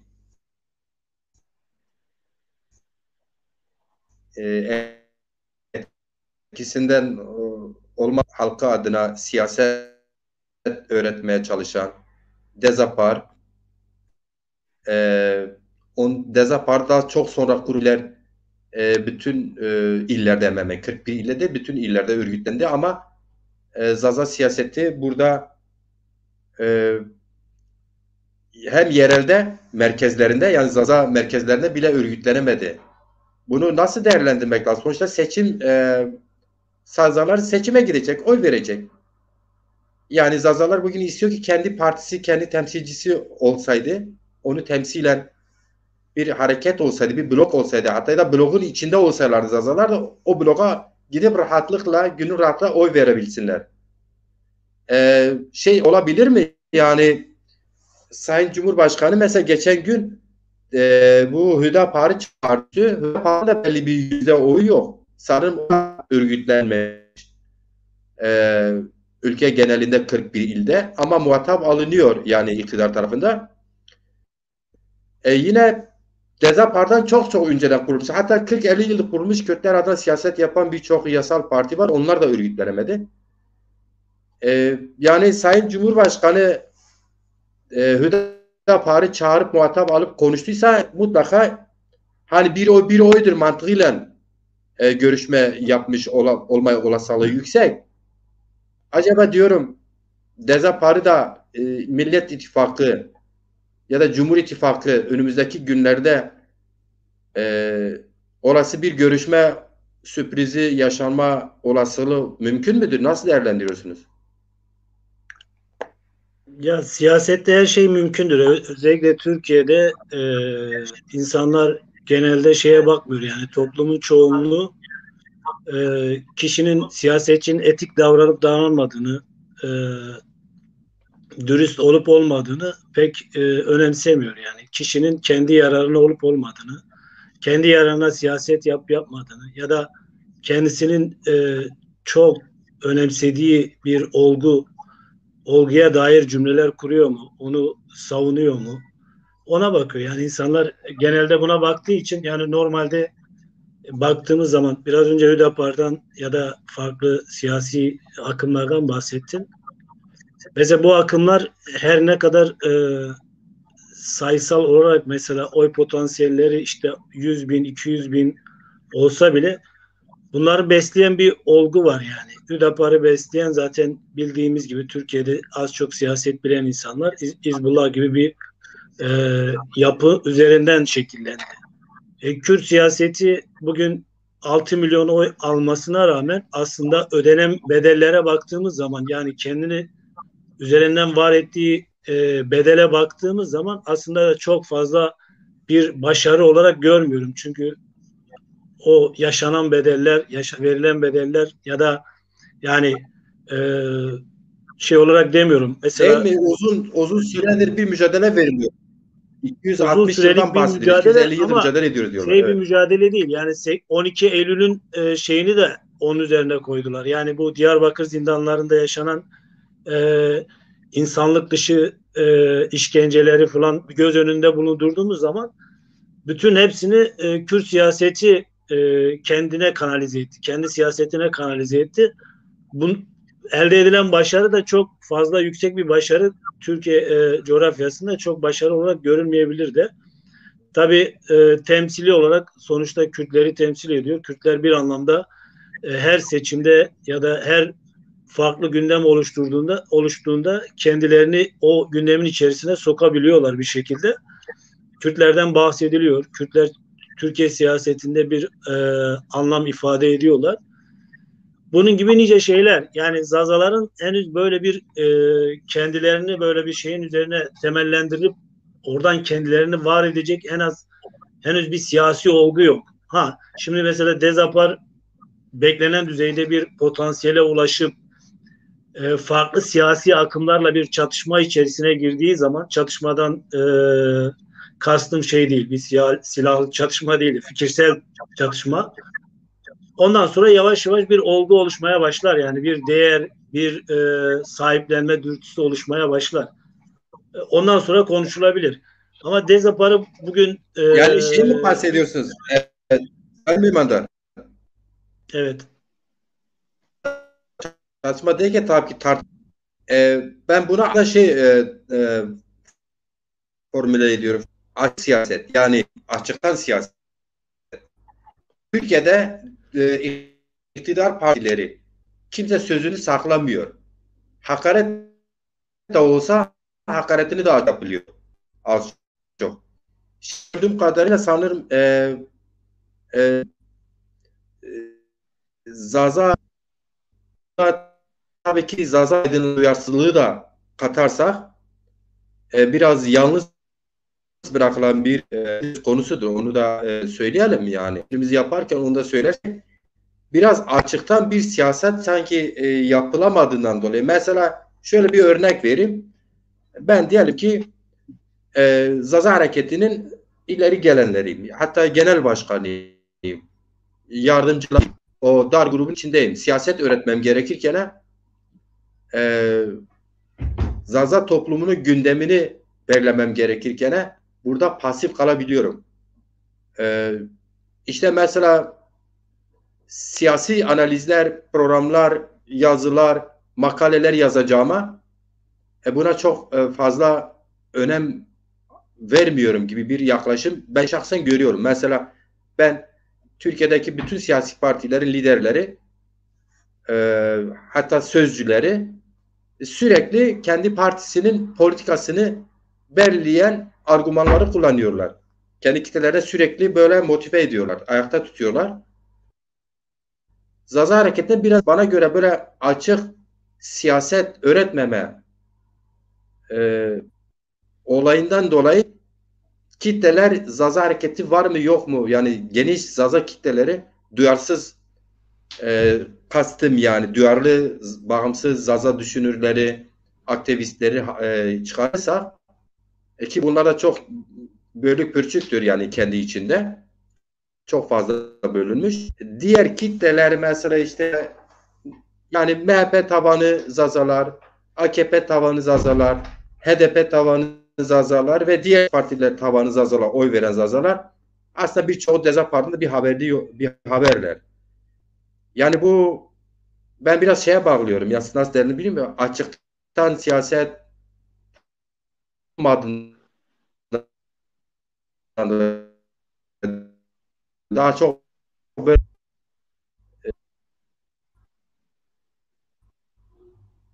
Senin sesin gidip geldi tam anlaşılmadı ama e, şeyini anladım. Yani anlatmak istediklerini az çok anladım. Ya şimdi açıktan siyasetten nazaran biz henüz yani biz 40 yıldır açıkça ben Zazaların aydınlanma tarihine baktığım zaman 40 yıldır bizimle fikirsel olarak çatışan yani çatışmadan kastım şey değil. Sadece işte siz busunuz biz bu değiliz ya da işte akademik alanda bazı fikir tartışmaları oluyor. Biz henüz mevcut sistemle ya da sistem partileriyle ya da sistemin yarattığı o farklı ideolojik kesimlerle henüz karşı karşıya gelmedik. Yani biz 40 yıldır özellikle Avrupa'da gelişen ama Türkiye'de son 10 yıldır sadece dil ve kültür üzerinden olgunlaşan bir Zaza aydınlanması var. Ama biz siyasi olarak henüz Türkiye'deki Türk milliyetçileriyle karşı karşıya gelmedik. Karşı karşıya geldiğimiz zaman bizim siyasi bakış açımız, siyasi düşüncelerimiz olgunlaşacaktır. Yani yerine oturacaktır diyeyim anlaşılsın diye. Çünkü şu anda konuştuğum yani Türkiye'de siyasete baktığın zaman zaten siyaset karşıtı yoksa siyaset yoktur. Yani bir şeyin karşısında varken yani bir şey vardır. Sen de onun karşısında siyaset yaparsın, fikrini söylersin. Bir fikir atışması olur. Oradan siyaset çıkar ortaya. Yani şimdi bugün baktığımız zaman AK Parti yani nasıl vardı? AK Parti karşıtlar birbirini Kemalist var ediyor diyor. Atatürkçülere karşı, Kemalist seküler kesime karşı bir varoluş sürdürüyor. MHP Kürt siyasetine karşı yani ya da ayrılıkçı ya da işte nasıl söyleyeyim farklı işte Türkiye'nin o milliyetçiliğin kavrulduğu o sınırların dışında konuşan kesimlere karşı kendini var etmeye çalışıyor. Kimi zaman gidip işte inanç üzerinden Alevilere saldırıyor ya da işte Ermenilere saldırıyor. Yani kendine bir düşman buluyor. Yani onların bakış açısı o. Düşman buluyor, oradan kendini var ediyor. İşte baktığımız zaman Ali Babacan kendini bir ekonomi parçala üzerinden yürüyor, bahsediyor. kendini var et yani. Ya işte herkes kendini karşıt bulup bir düşman bulup oradan kendini var ediyor. Siyasette de senin konuşabilmen için yani bireyi var eden ötekidir. Yani kişiyi var eden ben olmasam siz olmazsanız benim bir varlığımın anlamı yok gibi. Öyle düşünelim. Siyaset de öyledir. Yani önce biz Türk milliyetçileriyle mevcut sistemin koruyucuları, taşıyıcıları olan kesimlerle Zazalar olarak yani Zaza kimliğinin bağımsızlığını, Zaza dilinin kültürünü yaşamasını isteyen bu konuda siyaset yapan kesimlerin Türk milliyetçileriyle karşı karşıya gelmesi gerekiyor. Karşı karşıya gelme yani bu gelmenin şöyle anlaşılmasını istemiyorum. Ben şiddete karşıyım. Zaza siyaseti de böyle yürümesi gerekiyor. Hoşgörüyü etik davranmayı, adaleti, vicdanı sürekli ön planda tutmak gerekiyor. Siyaset yaparken de bunlarla hareket etmek gerekiyor. Karşımdaki insan ne kadar şiddete meyilli, ne kadar hoşgörüden uzak, anlayıştan uzak olsa bile, yani birlikte yaşama anlayışından uzak olsa bile biz bir şekilde onu ikna etmek durumundayız. Yani kendimizi o karşımızdaki insan kötü diye biz de kötü olmak zorunda değiliz. Öyle söyleyeyim. O açıdan Zaza siyaseti yeni yani henüz hala mesela şeyde baktığımız zaman Kürt siyaseti önemli ölçüde ikna olmuş gibi. Yani Zaza siyasetiyle biz fazla tartışmayalım. Haklı çıkamayız. Yani ama tartışmak güzeldir. Yani onlar bir şeyler söyler, biz bir şeyler söyleriz. Sonuçta siyaset oluşur, bir olgu oluşur. Yeni neslin kafasında Zaza siyaseti nasıl yapılır? Hangi siyaset dilini kullanmamız gerekiyor? Hangi çizgiyi takip etmemiz gerekiyor diye bu anlamda bizim Türkiye'de siyasete başladığımız anda karşılaşacağımız kesimler karşılaşacağımız kesimler Türk milliyetçileri olacaktır. Yani Türk milliyetçilerinden kastım bunun içerisine siz dindar Türk milliyetçisini de koyabilirsiniz, seküler Türk milliyetçisini de koyabilirsiniz. Her türlü Türk milliyetçisini koyabilirsiniz. Irkçısını da koyabilirsiniz. Biz onlarla karşılaştığımız zaman bizim siyasetimiz olgunlaşmaya başlayacak. Tartıştığımız zaman, fikirlerimiz çatıştığı zaman o zaman olgunlaşacaktır. Biz o zaman daha rahat Türkiye'nin gündemine dair fikirlerimizi söyleyebileceğiz. Çünkü şu anda Türkiye'nin gündemine dair herhangi bir gündemine dair fikir ilettiğin zaman sınırları var. Yani Türk milliyetçilerin ya da sistemin oluşturduğu bir sınır var. Hani nasıl ki mülteciler geçmesin diye Meksika'da ya da işte Suriye'de, Yunanistan'da ya da bir yerde duvar örüyorlar ya geçmesinler diye. Şu anda mevcut anayasayla ya da bir asırlık yani 20. yüzyılda başlayan ve bugüne gelen bir anayasayla oluşturulmuş bir siyaset anlayışı, siyaset olgusu var. Bu şeyin içerisine girebilmek gerekiyor. Anlıyor musunuz? Biz buranın içine girmeyene kadar gündeme dair konuşamayız. Yani Kürt siyasetinin yani HDP'nin ya da farklı kesimlerin, Hüdapar'ın ciddiye alınmasının nedeni gündeme dair yorum yapıyor. Gündeme dair konuşuyor. Çünkü çatışıyor. Karşıdaki çatışacağı insan var. Ama biz çatışma ortamını henüz oluşturamadık. Bunu oluşturabilmek için de örgütlenmemizi hızlandırmamız gerekiyor. Yani zorlamamız gerekiyor. Yani Kürt siyaseti başta sol, sosyal demokrat bir partinin içerisine girerekten, oradaki milletvekili seçilerekten, oradan ayrılıp kendi partilerini kuraraktan böyle bir gelişim sağladılar. Kürt siyasetinin yanlışları, eksiklerini bir kenara koyuyorum. O başka bir konudur. Biz seçimden konuştuğumuz için biz değerlendirmeler içerisine alıyoruz o anlamda. Ama bizim çatışma sürecimiz o zaman başlayacaktır. O zaman olgunlaşacaktır diye düşünüyorum. Yani benim gördüğüm budur. Çünkü bütün akademisyen, Zaza akademisyeninden de Zaza işte yazarından, çizerinden artık bütün söz söyleyebilecek kesimlere baktığımız zaman konuşma noktasına geldiği zaman siyasetin tıkanıyor. Çünkü tıkanmasının nedeni odur işte. Henüz Türk milliyetçilerin yani mevcut sistemle henüz çatışma noktasına gelmemiştir. O nedenle mesela bugün mevcut sistem içerisinde siyaset yapan insanlar Zazaca yazan ya da Zazalıktan bahseden, Zazaca TV isteyen insanlara şunu diyebiliyor. Tamam Zaza TV hakkınız, Zaza dili kültürünü yaşatma hakkınız, derneklerinizi açın, Zaza TV'yi açın, şunu yapın, bunu yapın ama siyasete karışmayın diyorlar. Yani bunu ben çok duydum. Çünkü neden? Siyasete karışıldığı anda Kürt hareketi o Zaza siyasetin Zaza ismiyle siyaset yapan ya da Zaza olduğunu bilip de işte şu anki CHP'de, AK Parti'de herhangi bir mevcut partinin içerisinde bulunan insan siyasetini yapamayacak. İstediği gibi siyaset yapamayacak. O yüzden işte Zaza siyaseti farklı bir yani bu örülen duvarı aşıp kendini orada var etmesi gerekiyor. Bu varoluşun en temel koşulu da Kürt siyaseti değil, Türk siyasetiyle muhatap olması gerekiyor. Yani onunla belirli ölçülerde işte şiddetten uzak, fikirsel, üreterek, siyaset yaparaktan kendini ifade etmesi gerekiyor karşıdakine. Öyle olgunlaşabilir. Ondan sonra bir de kapatmadan şeyi söyleyeyim. konuşacak mıyız bilmiyorum. İşte Cumhurbaşkanlığı seçiminde Zazalar ne yapabilir? Yani bunun üzerinde de durabiliriz kısaca. Bunun üzerinde ben kendi fikrimi zaten paylaşmıştım Facebook'ta. Hani bir daha arkadaşlar konuştuktan sonra kapatırız diye ben burada da fikrimi söylerim, ondan sonra kapatabiliriz. Cumhurbaşkanlığı şu anda baktığımız zaman Zaza evet.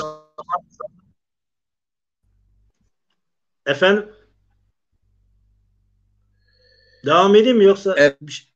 Zaten sorduktan sonra diyecektim. O zaman ben sorum şöyle diyeyim. Siz de geçen gün zaten kendi sayfanızda paylaştınız. Kısa ve öznet. Bu seçim sürecinde aslında işte Zazaların yapabilecekleri işler var. Yani mesela diyelim ki parti örgütlenemedi, örgütlülüğünü tamamlayamadı, seçimlere katılamadı. Evet, doğru, herkesin kabulü. Parti yenidir, kendi karşıtları üzerine kendini var edebilirdi. Hani diyelim ki yapamadı, öyle kolay değil, yenidir. Her şey yeni, her şeyle yeni yani. Dolayısıyla ama alternatifini oluşturabiliriz diye bir anladığım kadarıyla, yani özet olarak özetlersek sizin paylaşımınız vardı. Bu da nedir? Biliyorsun mevcut anayasaya göre 100.000 ıslak imza toplayıp bir aday adayını Yüksek Seçim Kurulu'na vermek ve bu 3-4 aylık, 3 ay kaldı. 3 ay 3 gün falan kaldı seçimlere. Eğer 14 Mayıs'ta olursa. Bunu Zaza halkının, Zaza yurtseverliğinin, Türkiye'deki demokrasinin gelişimine bir katkı olabilir diye Zaza kimliğine de bir sıçrama yapabilir. Sanırım buradaki kasıt bir Cumhurbaşkanı adayıydı değil mi? Yani madem ki öğrenememişsin, örgütlülüğünü tamamlayamamışsın, muhatap alınmıyorsun, kendini yat. Gündemine kendini gündemiyle sen oluştur ki başkaları seni konuşabilsin. Şimdi hakikaten çok da yerinde bir tespit. Şöyle ki çıkış yaparsa Zazalar sürecinde gündeme gelir. Belki her üç ittifakın da dikkatini çok fazla üstüne çekmiş olur. Çünkü seçim sürecinde basın, yayın, ulusal basın, yazılı basın, yine sosyal medya tamamıyla buna kilitlenmiştir. Düşünebilir misiniz? 100.000 oy girişimi olsa bile haber olma ihtimali yüksek, biraz ciddi bir çalışma olursa. Ya böyle ya da açık söyleyeyim, Zaza siyaset yaparsa biz her üç ittifakta görüşme taleplerine bulunduk. Bize görüşmediler ya da işte görüşecekler. Yani Zaza kitlesine mesaj verse, sürekli gündemde tutsa, belki Sayın Cumhurbaşkanı Erdoğan Hüdapar'a yaptığı gibi Kemal Kılıçdaroğlu niye mesela Dezapar Genel Başkanı'nı çağırmasın? Çağırabilir. Bir oy bir oydu deniliyor ya. Hakikaten yeni sistemde bir oy bir oydur. %50 artı bir alan Cumhurbaşkanı olur. Dolayısıyla benim oyum da çok kıymetli. Herkesin oyu kıymetli. Dezapar'ın Genel Başkanı Sayın Dilaver Eren'in oyu da çok kıymetli. Oradaki üyelerin oyu da çok kıymetli. Çağrılabilir mi? Çağrılabilir. Olması da gerekiyor. Siyaset böyledir. Yeri geldi mi şeytanla oturursun, işin bittikten sonra eyvallah dersin. Genelde böyle siyaset yapılıyor. Birlikte buradaki kastınız bu muydu bilmiyorum. Ben mi öyle anladım? Biraz açar mısınız? Ya hani Dezapar Başkanı'nın çağrılıp çağrılmayacağını ya da ittifaklarla görüşüp görüşmeyeceğini konusunda bir şey diyemem. Ama olarak yani Cumhurbaşkanlığı adayı çıkarma girişimi çok önemsiyorum. Yani bu çok önemli bir hareket olur. Çünkü Türkiye'de insanlar, mesela Avrupa'da baktığımız zaman, şu anda örnek vereyim. Şu anda Frankfurt'ta seçim var. Sen yolda yürürken ya da işte esnafsan, sen bu seçimin olduğunu iki şekilde görüyorsun. Bir, evine mektup geliyor. İkincisi de bazen yolun kenarlarına işte adayların resimleri asılıyor. Başka da hiçbir şey görmüyorsun. Yani işte aday arkasına 5-10 kişiyi takmış, esnafları gezmez ya da şöyle. Yani farklı bir dünya var burada. Ama Türkiye'de gürültü çıkaran insanlar çok ciddiye alınıyor, çok önemsiyor. Yani Türkiye'de baktığınız zaman en basit bir şeyi bile haber değeri var. Bugün Ümit Özdağ gibi bir insan, ben hiç benimsemediğim, hiç yani hoşlanmadığım bir insan sağ alt Suriyelilere karşıtı. Yani Suriyeliler gitsin dediği için şu anda Türkiye'de gündem olmuş durumda. Yani Türkiye'de diyebilirim ki %1'e yakın oyu olan bir insan olarak gözüküyor. Düşünebiliyor musun? Yani %1 oy alma potansiyeli sadece bir kavramla. Suriyeliler gitsin.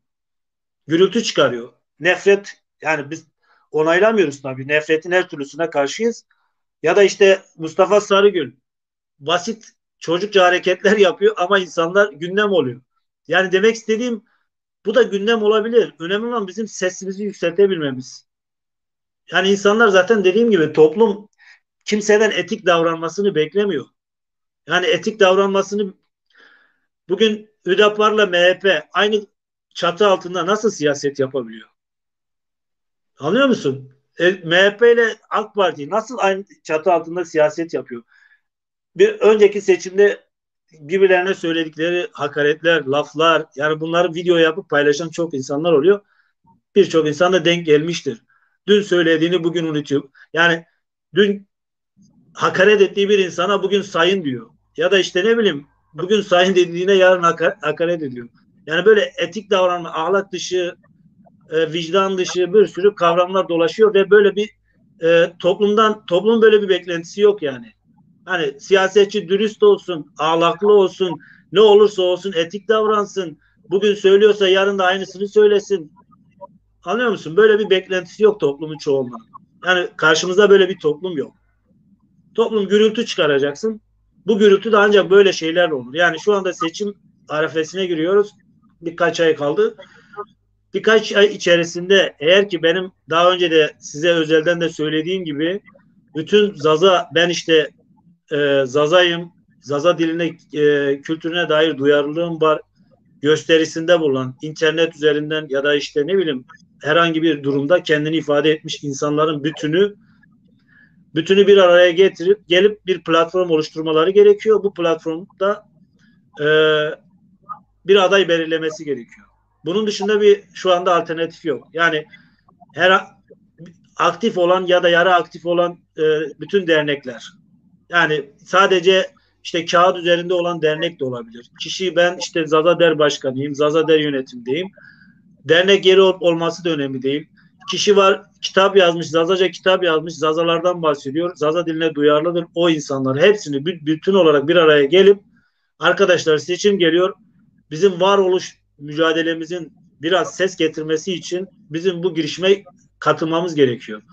Yani belki aralarında birbirlerini sevmeyenler, birbirlerinden nefret edenler, birbirleriyle çatışmış, birbirlerinden hakaret etmiş, birbirlerini küçümsemiş, yani her türlü sorun yaşamış insanlar bunları bir kenara bırakacak, seçim arefesine kadar bu ortak platformda bir araya gelecekler ve biz halkımız için ben kendim şahsen birkaç insanla yani 5-10 yıldır konuşmuyorum, görüşmüyorum. Yani Zaza meselesinde samimi bulmadığımı düşünüyorum.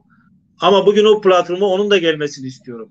Gelsin, fikrini söylesin, katılım ne kadar sağlayacağını belirsin, çalışmalarda ne kadar görev alacağını belirsin ve o çalışmalar içerisinde hareket etsin.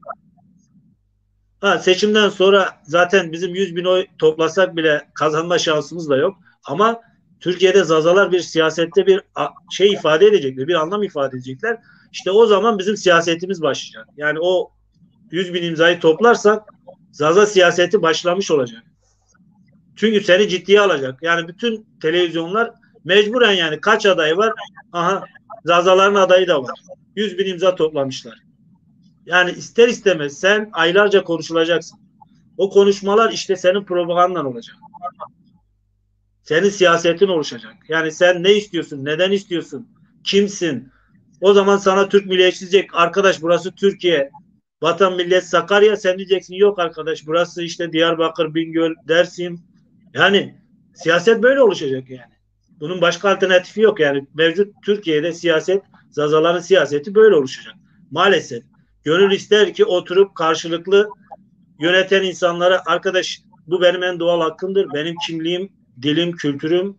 Nasıl ki bir insanın barınma hakkı, yaşama hakkı varsa, kendi dilini, kültürünü yaşama, koruma hakkı da vardır. Bu benim doğal hakkımdır. Bunu vermek zorundasın. Senin buna bahane üretme şansın yok. Sisteme bunu diyeceğiz ya da Türk milliyetçisine bunu diyeceğiz. Arkadaş senin bana ne, sen nasıl benim dilimi, kültürümü koruyorsan koru. Şimdi bazıları şöyle cümleler kuruyor ya. Ya arkadaş sen desen işte Zazaca, öbürü diyecek Lazca, öbürü. Bana ne arkadaş? Sen ülkeyi yönetmeye talipsen, ülkenin anayasasını oluşturmuşsan sen benim bu hakkımı vereceksin. Nasıl verirsen ver. Beni ilgilendirmiyor. Eğer sen egemen kültürün temsilcisiysen, egemen sistemin temsilcisiysen benim bu hakkımı vereceksin. Ben sana vergi veriyorum. Ben sana nasıl vergi veriyorsam, işte benim suyum geliyor, benim elektriğim geliyorsa ben sana vergi veriyorum. Benim dilim, kültürüm de gelecek. Kimliğim de gelecek. Çatışma oradan başlayacak ve biz var olmaya başlayacağız. Ondan sonra biz böyle seçim olduğu zaman adayımız kim, nasıl yapacağız, nasıl bir yöntem, yol izleyeceğiz diye üzerine konuşacağız. Benden bu kadar. Teşekkür ederim. Çok çok teşekkür ederim Sayın Memandar. Zaten epeydir bir çalışma var. Böyle bir girişim var. Madem ki siz biraz değindiniz. Bu girişim önümüzdeki günlerde sırf bu girişimin çalışmalarını anlatacak. Bu girişimlerde hangi aydınlarımızla konuşuldu? Bu girişimde kimler, kaç kişi bu girişimde yer alacak, görev alacak? Bunlar da kamuoyuna açıklanacak. Zaza kamuoyu rahat olsun. Zaza halkı gerçekten rahat olsun derken tabii ki rahat değiliz. Rahat olmayalım da şu anlamda diyoruz.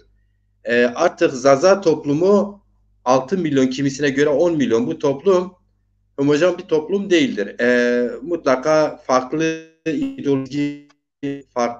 ideolojiler içinde barındıran, temsil ya da toplum içinde temsilini gören bir toplumdur. Dolayısıyla aslında bizim Zaza sorunu, Zaza meselesi biraz daha ideolojik sorunudur. İdeolojik örgütleme, çizgi nettirme, dünya görüşü, işte karşıtlarına neyle çıkarsın? Bir ideolojik politik çizgin olur. Bu sırf kimlik eksenli değil. Yani bir de bir dünya, gelecek için Zazalara ne vaat ediyorsun? Bunlar hepsi netleştiği zaman sen onun politik savunmasını yaptığın zaman karşıtların zaten seni fark eder. Düşünebiliyor musun? Türkiye'de 126 tane parti var. Bu 126 parti tabii ki çıkar partileri var, işte bireysel çıkar var, şu var, bu var ama Türkiye'nin işçisi var, köylüsü vardır, borcuvası var, kurumları var, asker var. Bunlar her birisinde farklı sınıfları var ve bu sınıfsal anlayışlar kendine göre işbirliği yapıyor. Bir araya gelip parti kuruyorlar. İşte programı çok birbirine farklı olmamasına rağmen birbirlerine rakip olabiliyorlar. Bazen işte dediğiniz gibi birbirine aşırı yüklenerek, ötekileştirerek var ediliyorlar kendilerini. Aslında perde arkasında çoğu zaman aldandığımız şeyler var. Mesela kimi aydınlar geliyor, televizyonda tartışıyor sırf reyting olsun diye. Önceden hazırlanmış bir sahne var. Kavga ediyorlar. Reklama geçtiği zaman herkes birbirine sarılıyor. Halatı sonra birlikte çay içip sohbet ediyorlar. Mecliste de öyle. Birbirlerine neredeyse belden aşağılayanlar o toplantı bittikten sonra ortak hedefler için herkesin bu ülkede kendini var etme mücadelesini ya da sınıfının temsilini daha nasıl kendini sınıfına aktarabilir ya da işte kabullendirebilir, onu mücadele ediyor. Çok yorumlar var. Okursam inan ki program daha da uzayacak ama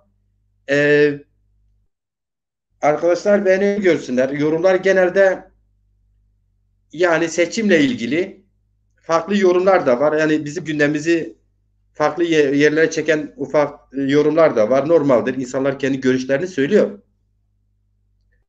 Ama şu bir kesin, şu kesindir. Mevcut tek ulus ziynetli devlet yaklaşımı bütün siyasi partileri Kürtler de, Zazalar da, Lazlar da kültürel çalışmalarını yürütsünler.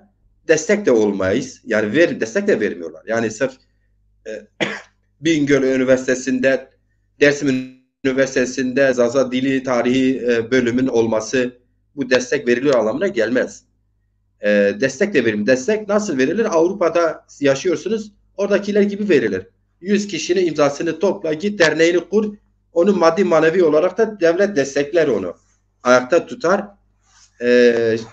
Gerçekten destekler. Şimdi Türkiye'de tam tersi. Desteklenmiyor da. Ama diyor git kendi ana dilini evinde konuş, çocuğunla konuş. İşte seçmeli ders yılda bir geliyor. Öğretmenler mezun olmuş. Sayın Çatak Çilmez'de mezun olmuş bir Zaza öğretmenidir. Ama daha sonra görev vermiyor. Şimdi annesi babası da diyecek ki örnek kabilinde oğlum okudu bu kadar mezun oldu ama ataması yapılmıyor. Herhangi bir yerde çalışmasına kendi mesleğiyle ilgili mesleği icra etmesine bir olanak tanınmıyor. Bunlar bir süreçtir. Devlet şey yapıyor. Resmi zinet sürece yayıp asimilasyon beyaz katliam dediğimiz bunu o noktada nihai sonuca ulaşmak istiyor ama artık dedik ya cin şeyde çıkmıştır ya da işte arı kovanında çıkmıştır. Zaza hareketi, Kürt hareketi, diğer ezilenlerin hareketleri ispatladı ki bu sistem değişim, dönüşüm yaşamak zorunda. Zazalar hele örgütlense İnan ki Kürt hareketinin de demokratik mücadelesini veren de işçi sınıfının da diğer emekçilerin mücadelesini de kolaylaştırmış olur. Yani böyle bazen hani bölünüp aynı farklı herkes kendi çağrı temelinde hedefine giderse bu aslında bir yerde birlik oluşmuş oluyor. Kürt hareketi de böyle yaklaşıyor. Yani işte Zaza sen yaz türkü söyle, şiir yaz, kitap bas, hatta yardımcı olarak maddi manevi. Senin ismin olsun ama Zaza halkının ismi olmasın. Kültürel çalışma yap. Bu yaklaşım Zaza Aydın'ı yıllardır artık buna dur dedi. Dolayısıyla bunu dur demek güzel bir adım, yerinde bir adımdı. Bunu artık karşıtlarına kabullendirme sürecine girmiştir. Bunu da açık siyasetini yaparak, örgütlemesini açıktan yaparak, kendine güvenerek, o güveni de karşıya vererek yani halka vererek sürdürürse hedefine daha kısa yoldan varır diye düşünüyoruz. Ben de biraz kendi düşüncelerime ancak katkı yapmak istedim. O süreç var. O Cumhurbaşkanı süreci çalışmaları var. Yaklaşık epey sayıda bir Zaza Aydın'ı duyarlı politik kesimlerle de görüşüldü. Bu önümüzdeki günlerde onun nihai açıklaması kamuoyuna da yapılacak. Sanırım onu kastettiniz. Biraz Sayın Çatakçı şimdi evet tekrar dönersek kendi gündemimizi karşı tarafa, karşıtlarımıza dayatırsak, karşıtlarımız da bize el sallama, merhaba kardeşim deme yerine buyur madem ki kardeşiz masa gösterelim onlara. Gel karşıda kardeş eşit oturalım şu masada. Ben seninle nasıl kardeşim yani? Hangi hukuk, kardeşlik hukukumuz nedir seninle? Sen bana kardeş diyorsun da bunun hukuku ne? Bunun hukukunu gel birlikte oluşturalım. Dolayısıyla o günlere gelmek için kendini önce var etme, mücadelesini büyütmek eş anlamda mıdır hocam? Bilmiyorum yani öyle bir sordum. Anlayabildin mi hocam? Soruyu sanki böyle şey gibi oldu da. Tamam ben anladım. Müsaadenle önce kısa bir iki şeyi vurgulamak istiyorum. Sen İsmail konuştuğu sırada bölümde şey söyledin. Not almamızı falan söyledi. O başlıklara bir iki cümle söylemek istiyorum. Yani değinmek istiyorum. Not aldım yani onu söyleyeyim. Tabii ki. Buyurun hocam. Siyaset ve sanat, yani siyaset ve kültür sanat ilişkisi dediğimizde kuşkusuz yani bunlar birbirinden yaratık şeyler değil. En nihayetinde bunlar topluma dair şeyler, topluma içkin olan şeyler. Şimdi halihazırda yani dünyanın hiçbir yerinde siyaset, sanat, yani kültür sanat birbirinden kopuk değil. Hele ki bizim gibi toplumlarda yani mesela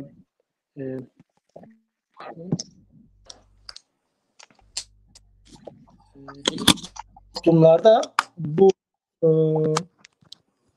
durum daha belirgin bir yerde duruyor. Çünkü yani bizim gibi toplumların mevcut durumundan kaynaklı, mevcut yaşadığı ağır baskı, ağır tahakküm altında olmadan dolayı kültür sanatı daha bir siyasetle iç içe olmak durumundadır. Hatta yer yer tıpkı bu Zaza hareketin oluşumunda bir işaret fişeği gibi rol üstlendiği, Zaza kültür sanat hareketinin bir işaret fişeği gibi rol üstlendiği pratikte de gördüğümüz gibi böylesi bir süreçte sanatın, kültür sanatın böylesi toplumlarda siyasete öncülük etme, yer yer, ona önderlik etme, onu kıvama getirme, ona yön verme, ona içerik ve biçim kazandırma gibi bir sorumluluğu da var. Yani sanatı, kültürsel çalışmaları böyle tamamen siyasetten kopuk, azade, ondan yalıtık ele almamak gerekiyor. Bunlar diyalektik bir ilişki içindeler. Yani diyalektik ilişkisellikleri var. Yani siyaset dediğimiz şeyin elbette kendine özgü dinamikleri var. Yani en nihayetinde siyaset dünyanın neresinde olursa olsun kurucu bir unsurdur. Yani toplumun yaşamında, sosyalitenin yaşamında siyasetin bir kurucu özelliği var. Yani diğer alanlara göre böylesi bir belirleyici özelliği var.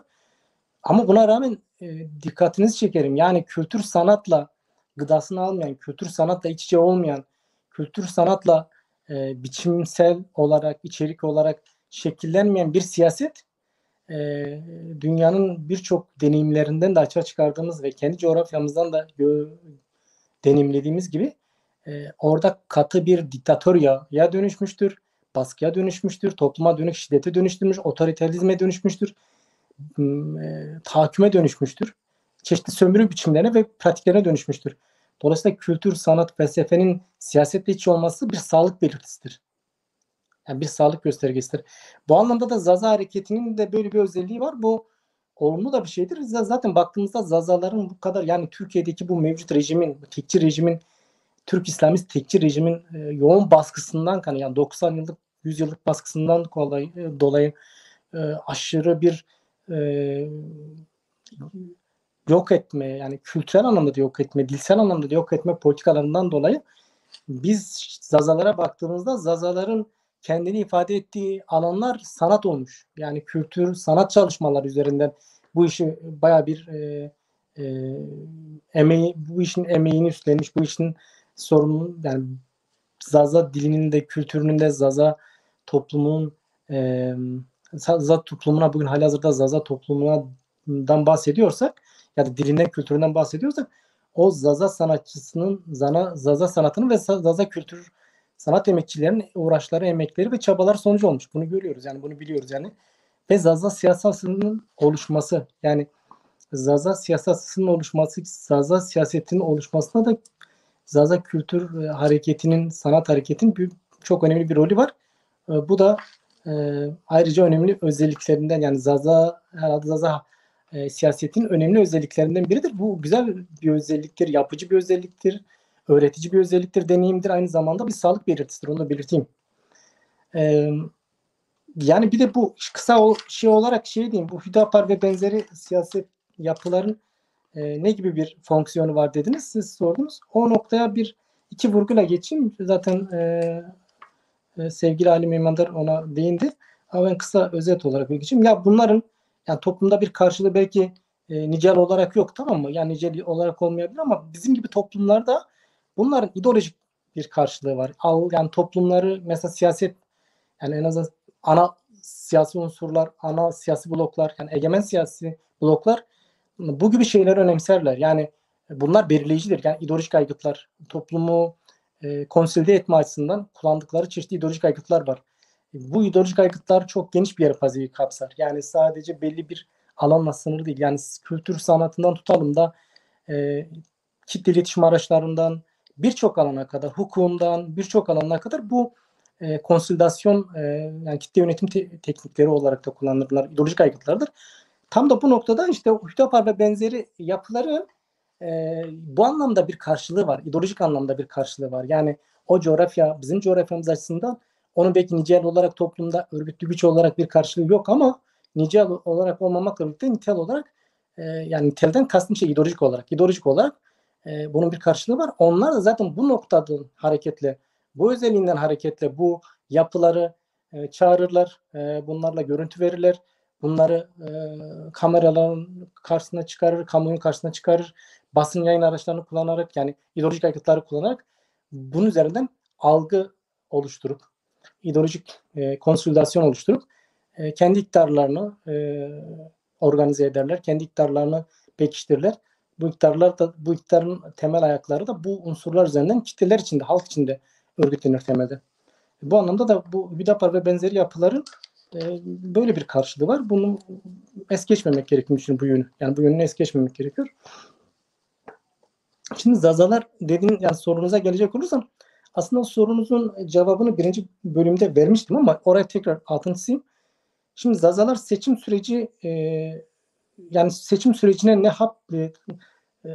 hapsolmadan, yani seçim süreçlerine hapsolmadan, çünkü Zaza hareketi halihazırda yani belki Avrupa merkezli bir esas olarak çıkış itibariyle Avrupa merkezli bir yapısı vardı. Ama son 10 yılı geçkin bir süreçtir de coğrafyamızda, bizzat kendi topraklarında olması gereken yerde çeşitli deneyimleri var, çeşitli pratikleri var. Bu yenidir. Bu anlamda da yeni. Elbette ki bir takım aksaklıkları var. Elbette ki bir takım yetersizlikler var. Ama bunu şunu görmek lazım. Yani bir yerde anlaşılır bir şeydir. Yani Zaza hareketi, Zaza siyaseti, ya Zaza siyasal öznesi yeni bir öznedir. Siyasal tecrübesi yenidir. Siyasal birikimleri bu anlamda yenidir. Birikimler oluşturuyor, tecrübeler oluşturuyor.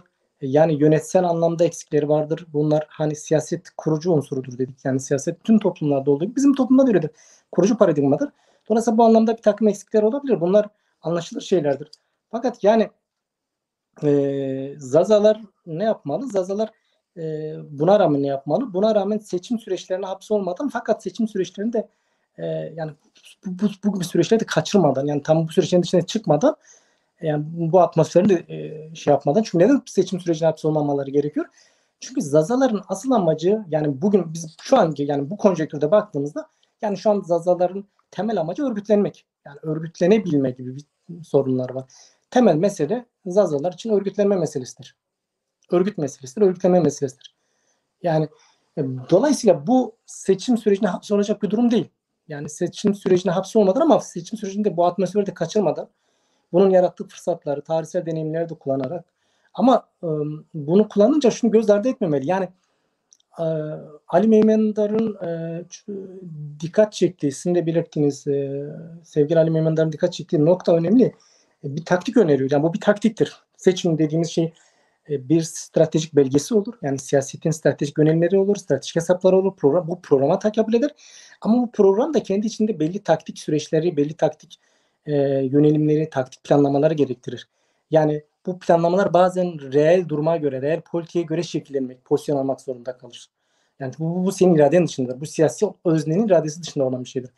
Bu toplumun kendisine, yani dinamik, canlı bir organizmasında temelden ileri gelir. Ama bununla birlikte belirleyen farklı unsurlar da var. Yani senin bulunduğun coğrafya itibariyle işte orada azınlık baskı altında olman, azınlık duruma düşürülmen, büyük bir yoğun faşistan bir tahakküm altında olman, otorite altında olman, hiçbir şekilde tanımaman ve inkar edilmen, kendini ifade etme olanaklarından yoksun bırakılman vesaire vesaire çoğaltılabilir. Şimdi bütün bu dinamikler, bu unsurlar şeyi belirliyor. Yani bu reel durumda gelişecek taktik hamleleri, yani senin iraden dışı gelişecek durumlara karşı sen taktik hamleler yapmak zorundasın. Yani başta da belirtmiştim. Yani toplumsal yaşamda, siyasal yaşamda buna bağlı olarak toplum yaşamında da, siyasal yaşamında da boşluk diye bir şey yoktur. Yani siz o boşluğu bırakırsınız ama bir başka unsur o boşluğu doldurur. Yani bir başka özne o boşluğu doldurur. Dolayısıyla bunu Zazalar kendi gerçekliğine baktığında zaten bunu görmemeleri mümkün değil. Şimdi biz Zazaları konuşunca ne diyoruz? İşte birçok siyasal kesim tarafından halihazırda manipüle edildikleri, yani o Zaza kimliği inkar edilmekle birlikte çeşitli şekilde asimilasyona, manipülasyona ve asimilasyona maruz kaldıkları ve buna bağlı olarak da çeşitli siyasal yapıların örgütlendiğini söylüyoruz, değil mi? Çeşitli siyasal yapılar, yani Zazalara ait olmayan ya Zazalarla ilgili hiçbir programı olmayan, hiçbir önermesi olmayan, hiçbir çözüme dönük hiçbir önermesi olmayan, samimi bir şekilde önermesi olmayan, bir politik önermesi olmayan, programı olmayan, politikası olmayan siyasal yapıların Zazaları kendine angaje ettiklerini, Zazaları örgütlediklerini ya da Zazaların onlara gidip işte bir şekilde angaje olduklarını söylüyoruz. İşte bu şuraya tekabül ediyor. Yani aslında toplumsal yaşamın hiçbir şekilde boşluk kabul etmediğini, buna bağlı olarak da siyasal yaşamın da boşluk kabul etmeyeceğini ve bizlerin bu alanları bir şekilde doldurmamız gerektiğini, yani Zazaların bu alanları kendileri olarak doldurmaları gerektiğini gösteriyor. Bu anlamda Zaza siyasal öznesi, dediğim gibi, seçim sürecine hapsolmadan ama seçim sürecinde bu gibi süreçleri de kaçırmadan davranması gerekiyor. Hamlelerini yapması gerekiyor, planlamasını yapması gerekiyor. Bu noktada her bir Zaza'nın, yani her bir Zaza'nın, samimi olan her bir Zaza'nın gerçekten de yani bu konuda Ali Mandar'ın ifade ettiği gibi yani yazıp çizen her neyse işte sanatçısından, edebiyatçısına, siyasetçisine, politika aktivistine, işte yani doğa aktivisti olabilir Zaza ama Zaza ehliyetine sahip olan ve kendi diline karşı, kendi kültürüne karşı, kendi kimliğine karşı samimi duygular taşıyan, samimi duygularla bir hassasiyeti olan, derin bir hassasiyeti olan her bir bireyin, her bir grubun kişisel problemleri, kişisel hesapları, grupsal hesapları, çekişmeleri bir tarafa koyarak burada kolektif bir ortaklık, yani kolektif bir birliktelik yaratması gerekiyor. Buna dönük bir pozisyon alması gerekiyor. Bu süreçte ancak bu şekilde bir pozisyonla, bir yönelimle buna bağlı olan olarak da bir süreç örgütlenirse, bu süreçlerden biri de belirttiğiniz gibi yani taktiklerden bir şey olabilir. Yani kendi adayını, yani buradan hani mesele o Cumhurbaşkanı adayını seçmek değil. Mesele kendi alternatifini, kendi tavrını geliştirmek. Yani siyaset tavır meselesidir. Yani siyasetin tavrı olmak zorundadır. Tavır da taktiğe bağlı. Yani bu bir taktiktir ve bir tavır meselesidir. Biz burada taktiksiz, tavırsız kalmadığımızı topluma dönük ve bunun birçok yönü var. Hem taktiksiz, tavırsız kalmadığımızı toplumumuza gösteriyoruz. Aynı zamanda da göstermiş olacağız. Aynı zamanda da bu boşluk ya da bu doldurulmuş, yani boş bırakılmış, tarihsel süreçte boş kalmış alanı birileri doldurmuş ya, yavaş yavaş onlara hadi burayı artık boşaltın. Çünkü burası asıl özdeleri olan Zazaların kendisi buralara geliyor. Yani buralar hani basit bir deyimle yani bu köyün sahibi, yani bu şeyin sahibi kimse, onlar geri geldi. Yani yerine gelmek ve köyüne, toprağına, taşına, ağacına sahip çıkmak, tarlatumuna sahip çıkmak için, bağına, bahçesine sahip çıkmak için bak biz geldik, bizim burası bize aittir ve biz buraya sahip çıkıyoruz diyebilme yeterliliğine ve cesaretine sahip olma durumu söz konusudur. Buna bağlı olarak da yani toplumsal örgütlenme, toplumsal hareketlenme ve siyasal öznenin, yani Dezapar ve benzeri siyasal öznelerin buralardan daha güçlü bir şekilde, daha görünür bir şekilde, daha etkili bir şekilde toplumsal yaşama ve buradan da ana siyasal alana, yani bu coğrafyadan biz bu coğrafyanın önemli bir unsuruyuz, belirleyici bir unsuruyuz. Ulusal anlamda üçüncü büyük ulusal kimliğe sahibiz, etnik kimliğe sahibiz, dil kimliğine sahibiz. Dolayısıyla burada kurucu bir unsuruz. Yani burada belirleyici bir unsur. Bundan da hareketle şöyle bir durum açığa çıkıyor. Tam da sizin söylediğiniz, yani sizin soruya cevap olarak söyleyeyim. Yani bunu sağlayabildiği, bunu başarabildiği oranda Zaza hareketi, hareket yani hareketine dönüşebildiği oranda siyasal özne, toplumsal alanda belirleyici bir siyasal özneye dönüşebildiği oranda o kesimler de bunu dikkate almak zorunda kalacak. Yani bu dikkate alma meselesi elbette ki tek düze bir çizgi olmayacaktır. Elbette ki inişler olacaktır. Elbette ki hesaplaşmalar, çelişkiler, kapışmalar, yani siyasal anlamda, politik anlamda kapışmalar, gelgitleri olacaktır. Yani bu vurgularım sevgili Ali'nin belirttiği şey vardı. Hani işte Türk milliyetçileri ve benzeri, ya diğerleri işte karşımıza elbette ki Zazalar hareketin olası yani gelişmesi, bir dinamik gelişmesinde büyük yani ciddi engeller var yani. Bu 1000 yıllık kardeşlik hikayelerinin aslında bir karşılığı var. O karşılık da bizim reel siyasette, politik siyasette illa karşılayacağız. Ama bunu bu aşılması gereken bir süreçte bu aşılacaktır. Ama bunu nasıl aşarız? Nasıl aşabiliriz? Ancak bu şekilde aşabiliriz. Yani örgütlü bir güce dönüşerek. Bir yöntem budur. Yani bu anlamda da yani bir aday çıkarılabilir ve bu tavır tutum meselesidir. Politikada tavır tutum, siyasi tavır tutum önemlidir. Ve aynı zamanda boşluğun oluşmaması için önemlidir. Sen bir öznesin, belirleyici bir öznesin. Kendi toplumuna dönük de kurucu bir öznesin aynı zamanda. Öyle bir iddiayla çıkıyorsun tartışmasına. Bu çok önemlidir bu yönüyle de. Diğer bir taktik politika şu olabilir. Evet Sayın Mesela Taşik Hocam. Ben siz anladığım kadarıyla şunu diyorsunuz. Tabii ki için önemli veriyor. Ama esas Zaza sorunu aynı zamanda kimlik sorunu. Kimlik sorunu da aynı zamanda politik bir sorundur. Dolayısıyla özünde aslında ideolojik çizgi sorundur da. Yani ilkeler bilimsel olarak seküler yani topluma geleceği vaat eden bir liderlik ya da işte bir kurum siyasi partidir bu. Tabii ki buna öncülük yapacak. Biliyorsunuz toplumu örgütleyen örgütlerdir, partilerdir. Ve benzeri. Dolayısıyla seçimler de önemli. Çünkü toplumda demokrasi seçimden seçime gücünü test ediyor. Toplumlar, partiler, işte sınıflar, seçime katılan kesimler ya da taraflar kendi gücünü test ediyor aslında bir yerde.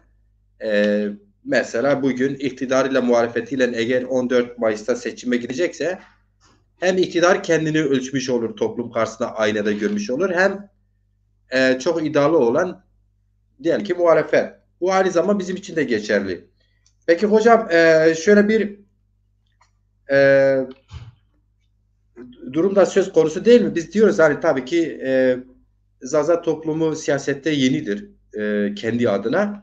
Bunun tabii ki etkisi var da biraz da sanki böyle sistemin Zazalara biçtiği çerçevede Zazaları mevcut temin isim de vermek gerekirse siyasi partisinden bahsetmelerdir, federasyonlaşmalardır, işte benzeri. Zazalar bu biçilen kıftana mı oyu çok fazla hareket ediyorlar. Kabullenmişler mi? Şunu şöyle bir örnek vereyim. Örneğin tabii ki ben ister üzet değinesin çünkü program uzandı. Örneğin Zazalar yılda bir seçmeli ders tercihine Zaza aydınlar neredeyse herkes bir 10 paylaşım yapar. Bir yazı da yazar 10 kere paylaşım yapar. Ama aynı Zaza aydını seçim sürecinde seçimle ilgili bir makale bile yazmamış. Ya da Zaza Partisi bir makale bile yazmamış. Seçimle ilgili yani açık halka duyurulacak, ikna edecek, işte ne gibi bir çalışmanın içinde, kimlerle görüşüldü mü, görüşülmedi mi, hakikaten böyle bir dertleri var mıdır, yok mudur, halk bunu bilmek istiyor. Mesela ben bunu bilmek istiyorum yani. Ben şimdi bunları söylerken birileri izler, Macit Ciran yine bir şeyler söylüyor. Ben toplumun, benim halkım neyi düşünüyorsa ben onun temsilciliğini yapmak zorundayım. Aydın görevim de budur. Ben kendimi aydın görmüyorum ha. Ama aydın da bana göre e, öyle okumuş diploma sahibi olan kişi de değildir.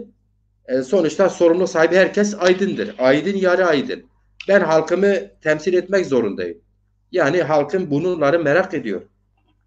Dolayısıyla bu da bir etkendir yani. Bugün Zazaların örgütsüz kalması, muhatap alınmamasının en birinci bana göre etkenlerinden biridir. Örgütlenmemiş olması 45 ilde mi, 44 ilde mi, 41 miydi? Geçmişte 41'di sanırım. Şimdi sanırım artık 44-45'e çıktı. Biraz da öyle tekrar belki oluyor ama halka dönük, açık, kitaplarına dönük, açık, sürekli ısrarlı bir kamuoyunu aydınlatıcı, işte sosyal medya imkanları vardır. Hani televizyonlar çağırmıyor diyelim ki. Siyasi partiler sen otur işte Twitter'dan tut, Facebook'undan tut, Messenger'inden TikTok'una yaptığım yerde program gidiyor. Belki onların ismini zikrederek kanal zarar da görür olabilir. YouTube var. Tüm kesimler bunları kullanıyor. Artık hatta YouTube o kadar önemli. Bu sosyal ağ o kadar önemli. Birçok bu sosyal ağları iyi kullanan kesimler YouTube'a verdikleri programlar gençler artık indiriyor. YouTube'da televizyonu YouTube'da izliyor. Yani bizim bildiğimiz dediğimiz ulusal basın dediğimiz şeydeki programları indirip izliyor. İşte programları olsun. Yani imkanlar genişken kendini anlatmamak karşıtına, temsil ettiği sınıfına, temsil ettiği halkına bir yöntem sorunu mu, bir inanç sorunu mu neyse yani bunun da hesabını sormak ve gerekirse öz eleştirisini vermek gerekiyor. Yani şimdi şu an biz dernek kurmamışız.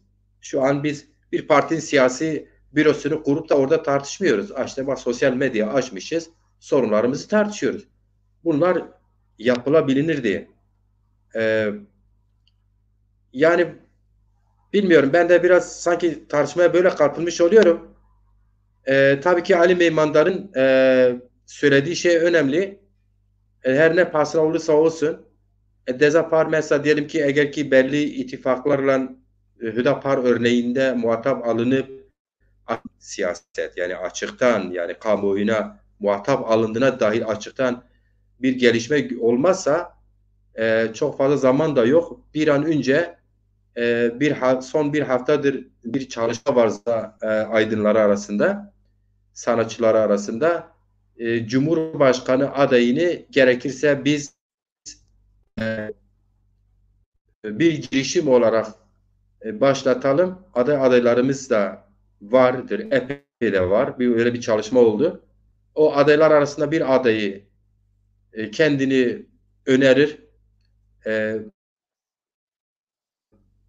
Bir temsilci heyet de onu oynar. Bir imza kampanyası başlatması bile açıktan böyle bir siyaset yapılması bile tek başına hem taktik aslında stratejiktir. Stratejik bir adım değil midir hocam? Yani mümkün mü? Ya ben başta belirttiğim gibi bu Yani böyle bir şey gerek var mıdır yani? siyaset ya başta yıldan ifade ettiğim sevgili Derza o siyaset bir strateji ve aynı zamanda taktik politikalar, taktik planlar arayışıdır. Yani güncel siyasetin bugün bu eşiğinde, bu aşamasında, bu durağında bu kritik süreçte böyle bir taktik hamle yapılabilir ve bu taktik hamlenin geri dönüşü önemlidir. Yani onu da ifade ettim. Yani gerek Zaza toplumu açısından yani Zaza toplumunun bu anlamdaki bilinçlenmesi, uyanması, örgütlenmesi, siyasal olarak o siyasal oluşumun güçlenmesi, daha aktive olması, daha politize olması anlamında bu önemli bir taktik, araç olarak kullanılabilir. Bu gibi süreçler boş bırakılmamalı ama şimdi sizin de belirttiğiniz eksikler var. Yani şimdi bu Zaza meselesinde Zaza siyasetinin bu kadar etkili bir şekilde yani toplumun gündemine girmemesi ya da yerini almamasının çeşitli nedenleri var. Yani bu mesele sadece bir bireyin kusuru da değil. Yani bu genel anlamda kurumsal anlamda böyle güçlü bir dinamik açığa çıkaramadık henüz. Ama bu kurumsal dinamiği nasıl açığa çıkarabiliriz? Nasıl yapmalıyız? Nereye kafa yormalıyız? Bunun üzerine düşünmeliyiz. Bugün Dezapar ve önceli ve Dezapar'ın önceli ve Dezapar pratikleri yanı sıra işte diğer kurumların pratikleri önemli deneyimlerdir, önemli pratiklerdir. Buralardan öğreneceğimiz çok şey var. Bu deneyimlerden sadece olumlu pratiklerden öğrenmez insan. Olumlu pratiklerden, eksik pratiklerden, yanlış pratiklerden de öğrenir. Esas da bu öğretici olan bunlardır.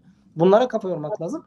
Ben başta girişte ifade ettim. Yani ne bu süreç seçimin atmosferine yani tamamen buraya hapsolmak gerekiyor ne de bunu kaçırmamak gerekiyor. Yani neden buraya hapsolmamak gerekiyor? Çünkü biz örgütlenme gibi bir sorunumuz var halen. Yani bir Zaza hareketi, Zaza politik hareketinin, siyasal partisini bir kitle partisiyle gibi bir derdimiz var. Kitle partisine gerekiyor.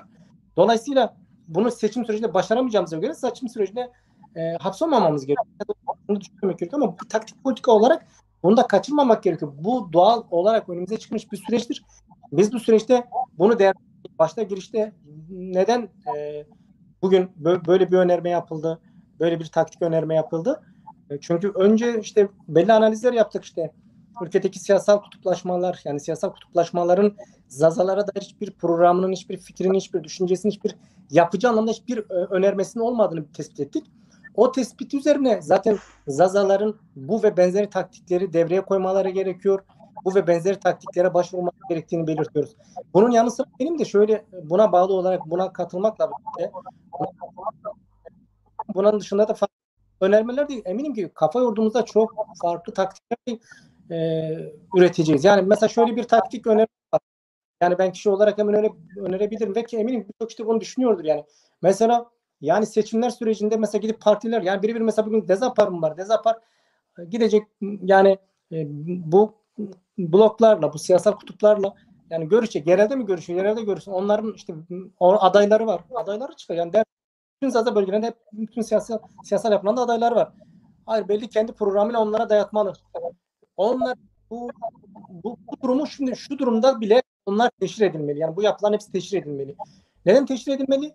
Yani bu blokların aslında bu yapıların Zazalara da vermediğini, Zazaların hiçbir soruna temas etmediğini, Zazaların hiçbir sorunuyla ilgili bir tek cümle kurmadığını, yani bir satır yazmadığını, bir madde bile işlemediklerini bütün bloklar ama Zazalara da görmedim, duymadım, bilmiyorum siyasını uygulayan yani bütün kesimleri teşhir edilmeli ve bunların adayları en geniş şekilde yani bugün teknolojinin birçok imkanı, nimeti var.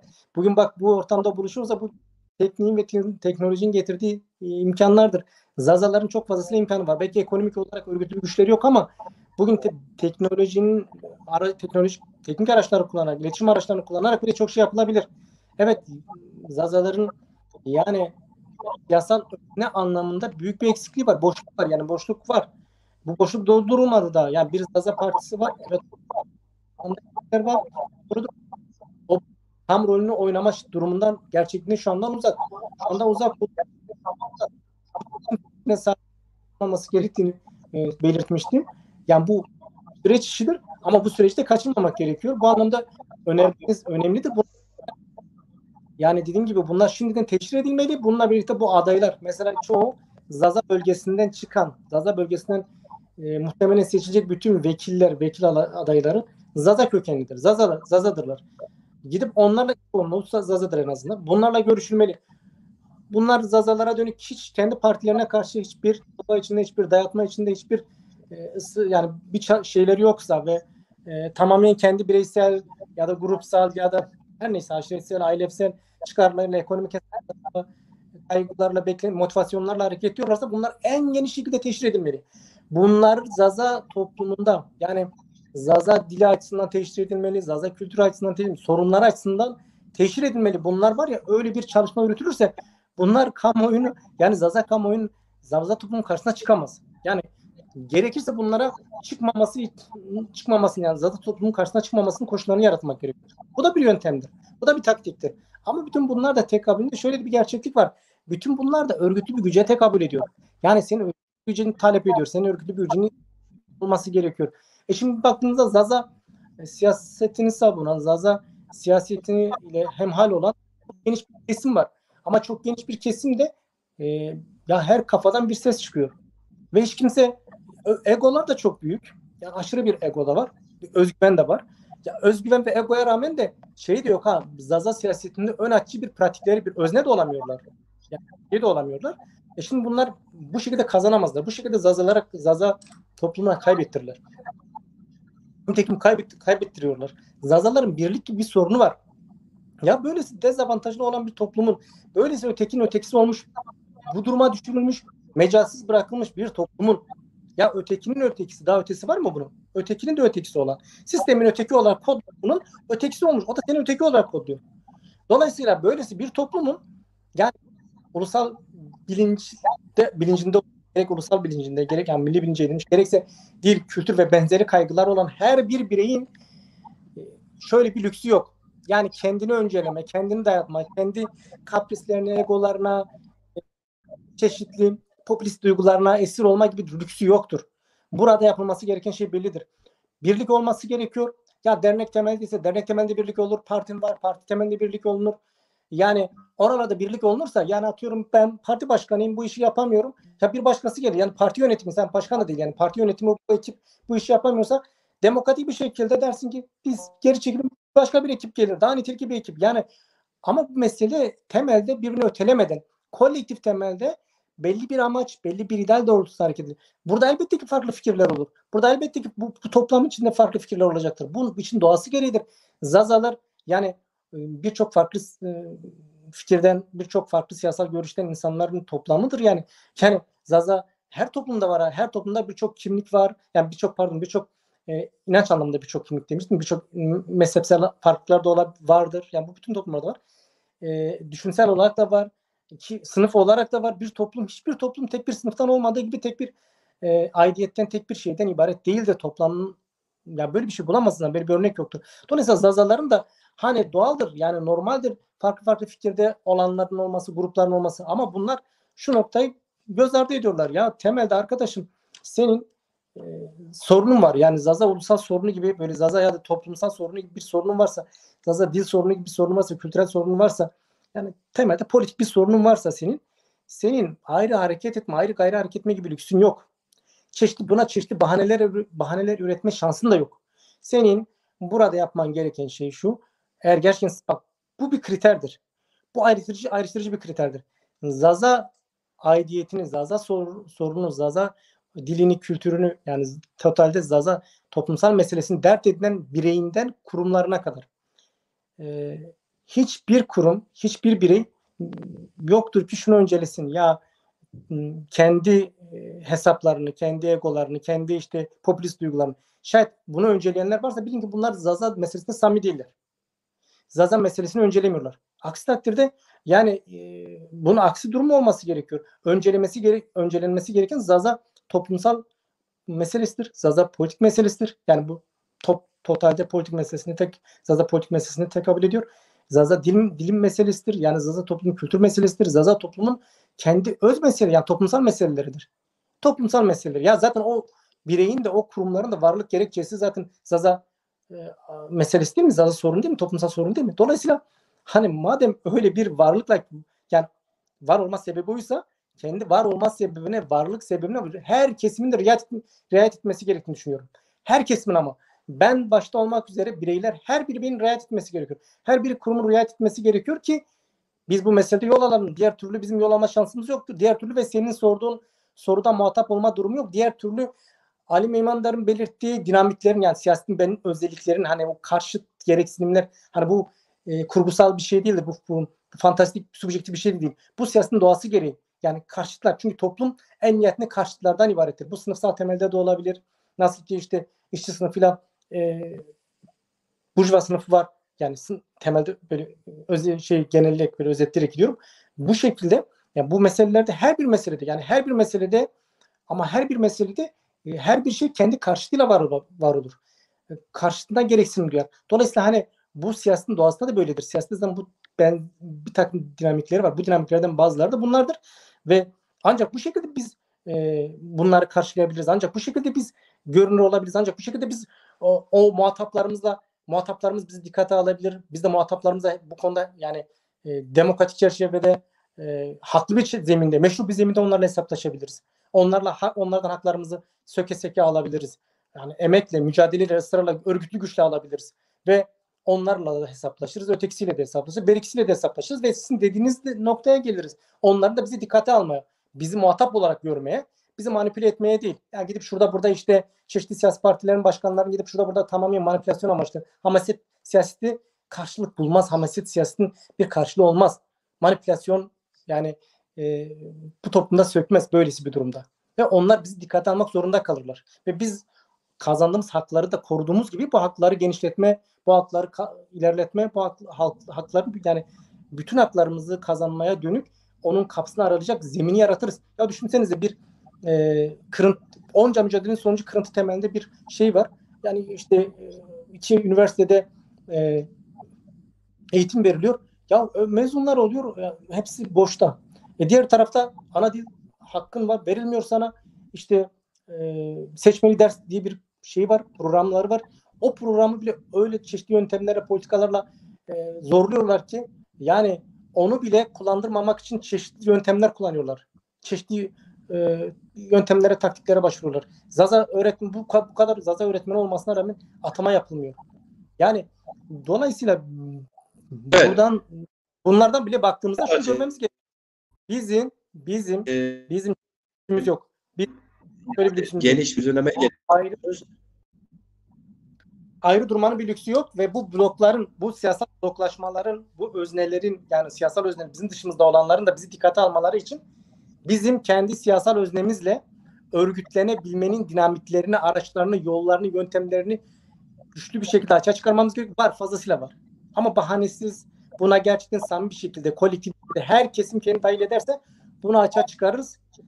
Seçim sürecinde de bu yöntemler kullanılabilir. İşte gerek Ali Mehmetler'in önerdiği, gerek benim önerdiğim, gerek daha fazlası bu taktikler kullanılır.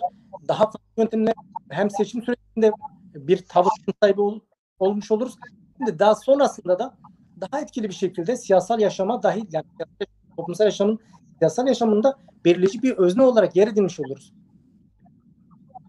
Yani diğer türlü zazalar gidip işte hiçbir şekilde tek bir cümle etmeyen, toplumsal demokrasiyi temsil eden, sözüm ona, o kesimlere bile gidip angaj olmak durumunda kalacak.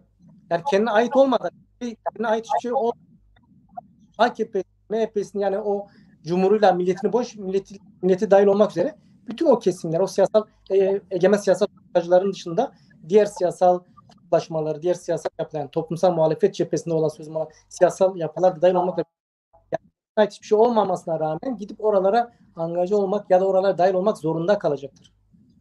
Bu da sahipsizlikten ileri geliyor. Yani siyasal sahipsizlikten, politik alternatifsizlikten, aynı zamanda tabiriyle siyasal sahipsizlikten, ama politik alternatifsizlikten, kendi alternatif yaratamaması, kendi dinamikleri çıkaramaması, kendi potansiyeliyle, meşru, haklı, tarihsel potansiyeliyle buluşamamasından ileri gelir. Yani böyle diyeyim. Evet, teşekkür ederim Sayın Çatalçın. Biz bu konuları daha seçim sürecinde defalarca tartışacağız sanırım. Yönelttiğim her soruya çok geniş açıdan baktınız, değerlendirdiniz. Politik, ideolojik, felsefi, dini, mezhebi bütün konularına değindiniz hemen hemen. Aydınlatıcı oldu. Sağ olun, var olun hocam. Eğer ki son eklemek istediğiniz bir şey yoksa Sayın Baytemur'a bir sorum olacak. Ondan sonra yavaş yavaş programı toplayalım. Bugün yorumları okuyamadım hakikaten. Çünkü sizleri kesmek istemedim. Sayımız çoktu. Daha son kapatmadan önce önemli yorum görürsem okurum hocam. Eklemek istediğiniz ek bir şey var mı hocam? Eklemek, son bir noktaya şey yapmak istiyorum. O da belirttiğim nokta. Ya Zaza meselesi, ya Zaza toplumsal meselesi, Zaza toplumsal sorunu elbette kendi içinde bütünlüklü bir sorundur. Ya bunun işte bir kültür ayağı var, sanat ayağı var, dil ayağı var. Yani bunun elbette ki politika ayağı, ama olmazsa olmaz politika ayağı var ve buna bağlı olarak ideolojik ayağı da var tabii ki. Siz belirttiniz, hani acaba eksik olan bu mu? Tabii ki eksiklik var. Bu noktada eksik, bir takım bu dinamiklerinden bazılarında ciddi eksiklik vardır. Bazılarında belki o derece bir eksikliği yoktur, ama esas da ideolojik olarak da Zaza siyasal hareketinin ya da Zaza toplumsal hareketinin bir ideolojik politik anlamda da hem böyle bir gereksinimi var, hem de böyle bir eksikliği var tabii ki. Bu eksikliğin de giderilmesi gerekiyor. Yani bu eksiklik giderilmediği sürece ideolojik eksikliği o boyutuyla, o önderlik mi dersiniz, ona rehberlik mi dersiniz, onu nasıl tanımlarsanız tanımlayın. Ama o alandaki siyasal kurumun, yani siyasal kurumun öznesinin, kurucu unsurun tam anlamıyla ayaklarının üzerine oturabilmesi ve siyaset üretebilmesi için de onun ideolojik politik önderliğe ya da ideolojik politik gereksinime, yani tek yönlü olmaz. Yani ya belli başlıklarla olmaz. Bu elbette ki sanata da, felsefeye, kültüre de ihtiyacı var. Onunla birlikte ideolojik politik anlamda da bu anlamda bir berraklığa, olgunlaşmaya, böyle bir siyasal çizgi açığa çıkarmaya da ihtiyacı var. Bunun da eksikleri tabii ki yansıyor. Öyle diyeyim yani. Kesinlikle hocam, ideolojik politik çizgi netleşmesi zorunlu. Bir Zaza genci, kızı, kadını, delikanlısı Zaza hareketine katıldığı zaman Zaza hareketinin politik duruşunu, ideolojik çizgisini, kitaplarını, işte materyallerini okuyacak, gerekirse parti eğitimini görecek, o siyasi hareketin eğitimini görecek ve onu gelecekte iyi temsil etmek için onun kadrosu olması için bir politik ve ideolojik çizgisi olması şart. Olmasa olmaz.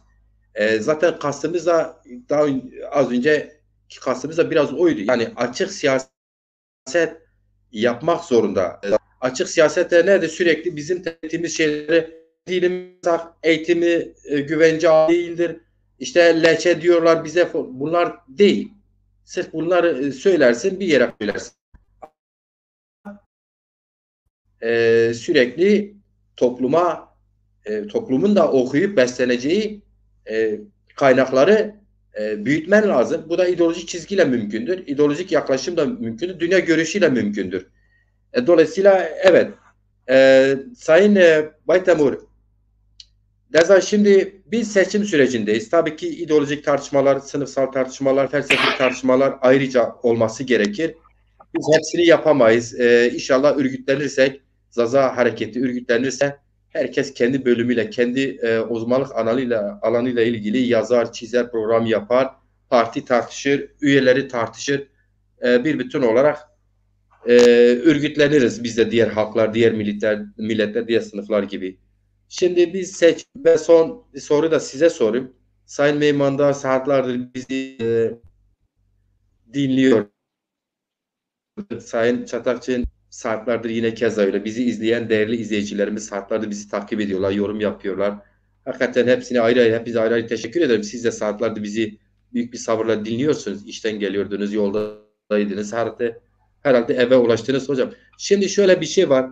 Biz bu seçim sürecini Zaza halkı, Zaza aydınları biz bugünlerde bir haftadır tartıştığımız, konuştuğumuz, birebir telefon ettiğimiz, hatta bugün mesela ben paylaştım, Koyoberz'i ziyaret ettiğimiz bir çalışmamız oldu. Tabii ki biz Zaza aydınları politik önderlikleri ya kişilikler bir sorarız.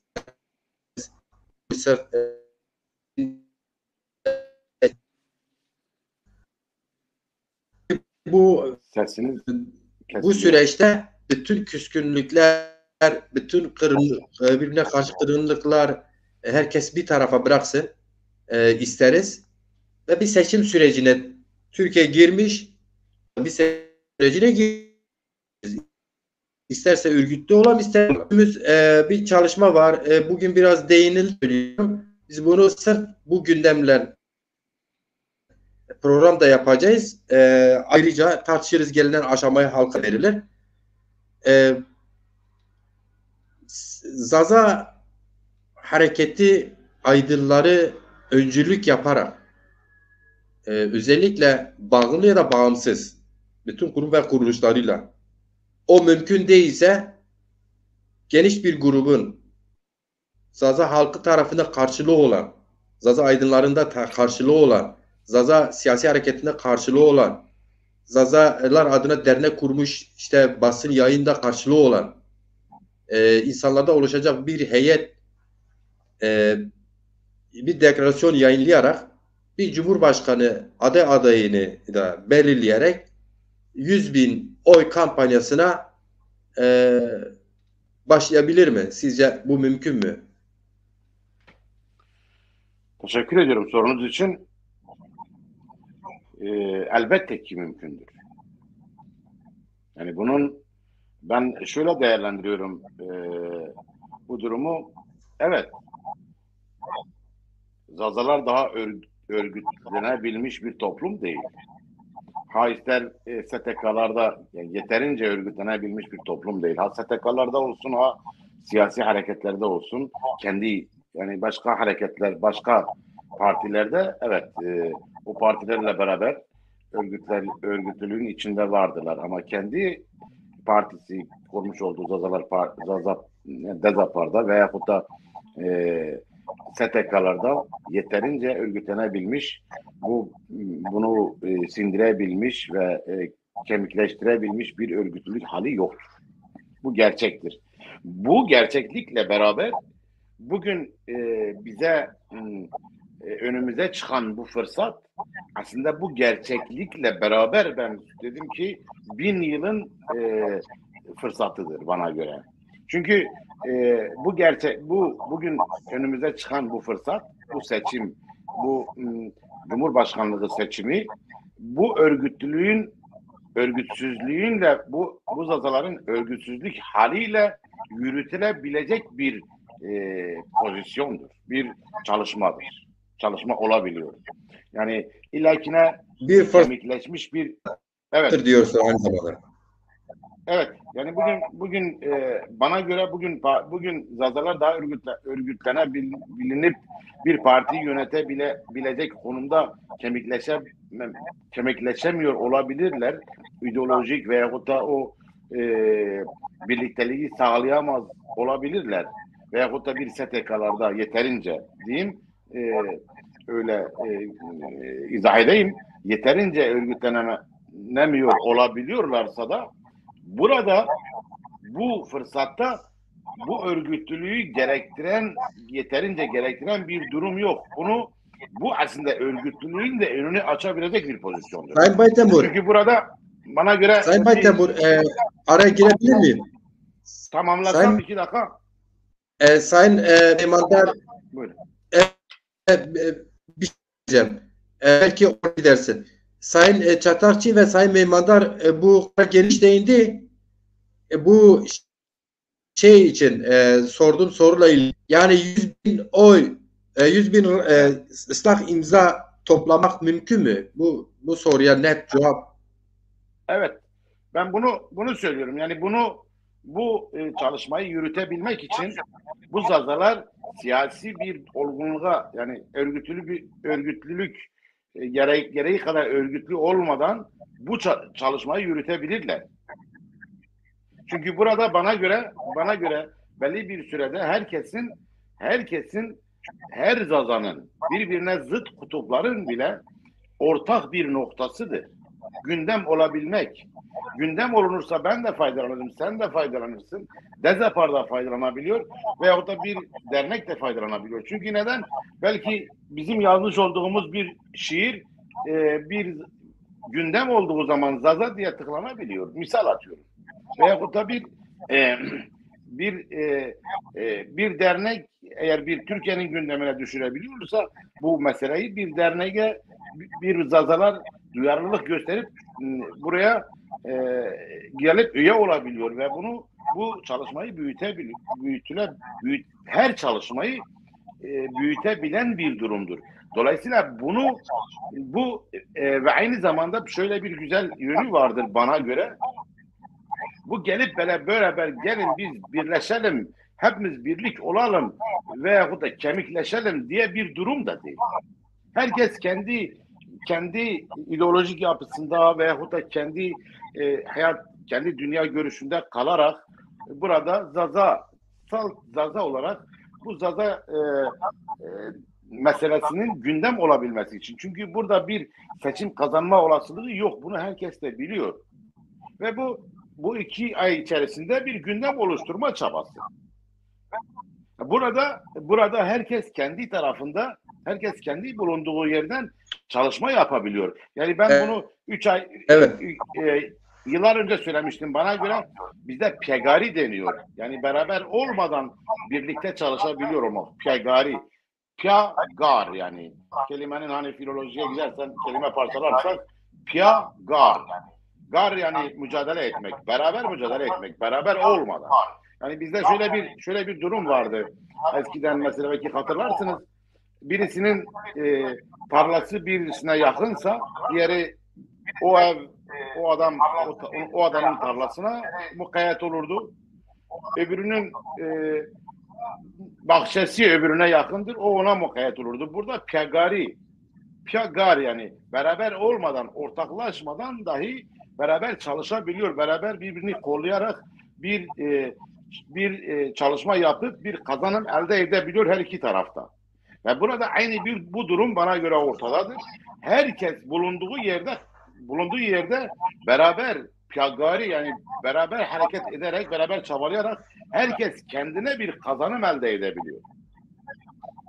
Bu durumda bana göre eğer gerçekten de yani eğer bunu da bana göre bunu da yapamazsak bu fırsatı değerlendiremezsek ve biz gerçekten de bunu söyleyeyim yani bence 20 yıl daha geriye gitmiş oluruz. Yani bu 10 yılda 20 yılda gelmiş olduğumuz noktada bu fırsat, yani bugün doğurdu bunu. Yani herkesin çalışması, herkesin çabalaması bugün bizi bunu tartışabiliyor olmamıza sebebiyet verdi.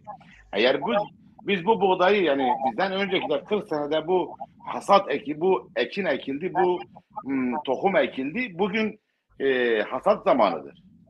Eğer bugün bu hasat biçilmezse bana göre hepsi yağmura tutulur gider yani. Ve bir daha bunun filizlenmesi, bu fırsat bir daha 40 yıl daha gelir mi? Ben sanmıyorum. Çünkü neden diyorum bunu? Gerçekten de bunu diyorum. Yani böyle inanarak söylüyorum. Bu Zazalar için çok büyük bir fırsattı. Çünkü ben Zazaların hepsinin bir araya gelip yani hepsinin değil de %20'sinin bile bir araya gelip birleşebilecek bir potansiyel olduğuna inanmıyorum. Ama burada beraber olmadan, birlik olmadan birlikte beraber çalışabiliyor fırsatı var. Ve herkesin yani herkesin birbirine zıt kutupların bile kendi yerinde çalışıp kazanım elde edebilme imkanı doğuruyor. Dolayısıyla ben buna inanıyorum. Ve bizim aydınlarımız da çoktur. O konuda biraz önce de söyledim. Bizim aydınlarımız gerçekten de bu ülkeyi yönetebilecek kadar çok aydına sahibiz. Onun için de hiçbir eksiğimiz yoktur. Ve ben inanıyorum ki bu aydınlar bugün artık bir ses vermelidir. Herkes de duyarlıdır. Bunun için ben umut varım. Ve bunun olabilmesi gerekiyor. Çünkü yine tekrar olacak. Zazaların bir araya gelip beraber bir şey yapmasından daha zor bir şey yoktur bana göre. Ama burada bir araya gelmeden de herkes kendi yanında çalışabiliyor. Böyle bir sosyolojik durumla da karşı karşıyayız. Onun için ben umut varım. Yani şu an şöyle söyleyeyim. Eğer yine biz kazanım elde etmek, Zazalar için bir gündem yaratma, herkesin istediği bir şey. Ve bugün Zazalar ne yapmalı? Ben not almışım. Ne yapmalı?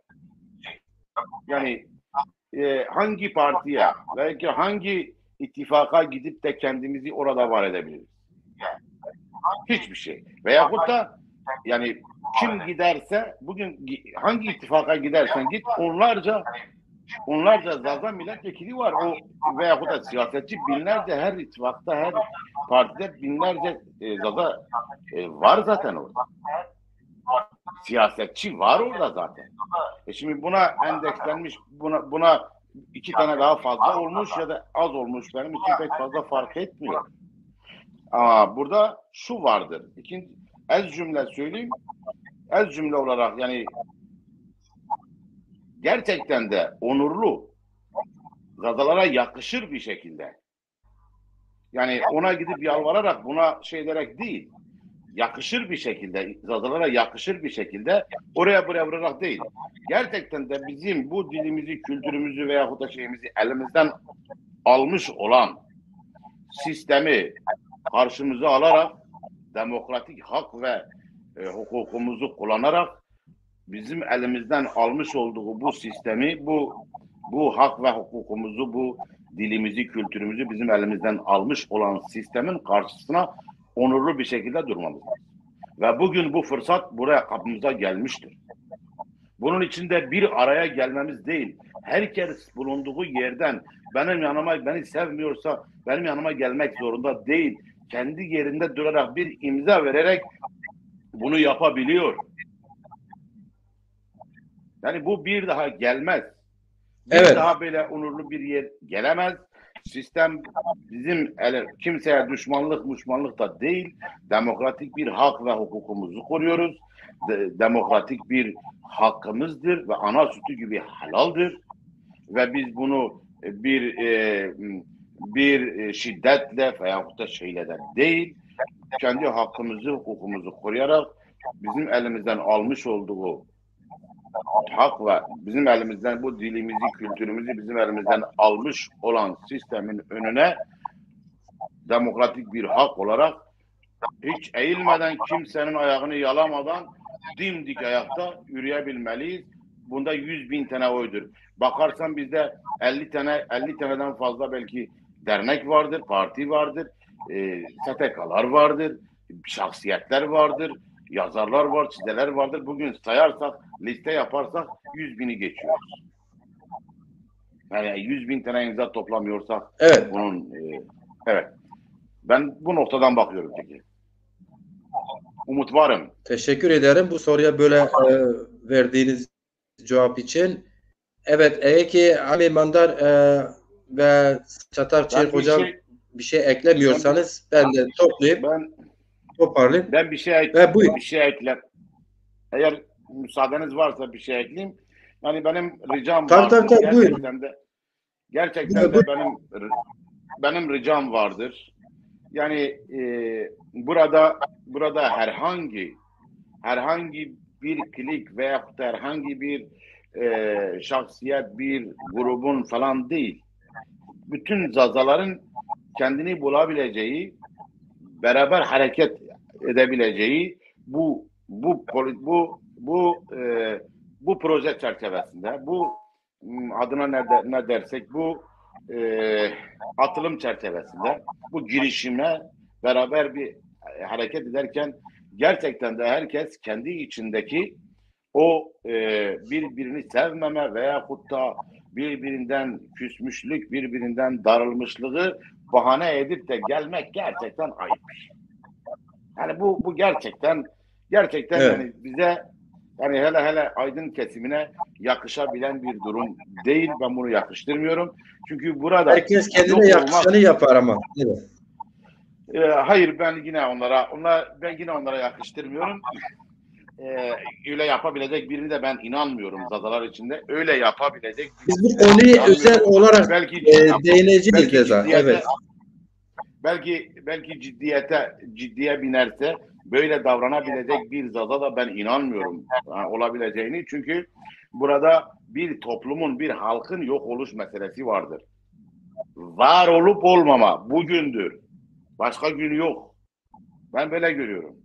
Çünkü zazalar bir araya getirme mümkünü yoktur. Bu kadar yine parçalanmış bir sosyolojik durum vardır. Girmeyeyim Alevi Sünnisinden, yine sağından solundan, Selefisinden muhafazakarına kadar, Türkçü Kürtçüye kadar girmek gerek yok. Bunca bir parçalanmışlığın zazaların bir araya gelip bir kazanım elde etme olasılığı gerçekten zorken burada tarih bize bir fırsat sunmuştur. Bir araya gelmeden büyük bir iş yapabiliriz. Bu ülkenin gündemine oturabiliriz. Hiç zor değil. Ve bunu tepebilecek bir şahsi bireysel itirazıyla, bireysel bir kızgınlığıyla, bireysel bir çatışmasını göstererek de bu çalışmalardan uzak durabilecek insana ben inanmıyorum. Yani olmaz. Belki ciddiyet olursa. Evet hocam. Evet. Teşekkür ederim tekrardan Sayın Baytemur, İsmail Baytemur, şair o erciyayı, ambazo delal. Ve ruhi çi pak bu, ruhi çi. Ve merdim ruhi pak bu, her şey vurdu benu pak. Ali Mehmandar, seni çok bekletiyoruz. Ek olarak bir şey eğer söylemek isterseniz buyurunuz, son sözünüzü alalım. Gerçekten program epey uzadı. Maşallah 3,5 saat oldu. Ama olsun. Millet sabaha kadar da tartışıyor. Doğrudur. Olsun. Yok ben ekleyeceğim bir şey olsun. Yok. Bir daha tartışma imkanımız olursa yine konuşur, tartışırız, fikirlerimizi paylaşırız. Fikirlerini paylaşan arkadaşlara sizlere teşekkür ederim. Yorum yapan arkadaşlara da çok teşekkür ederim. Yani her türlü katkı yapan arkadaşlara teşekkür ederim. Sağ olun.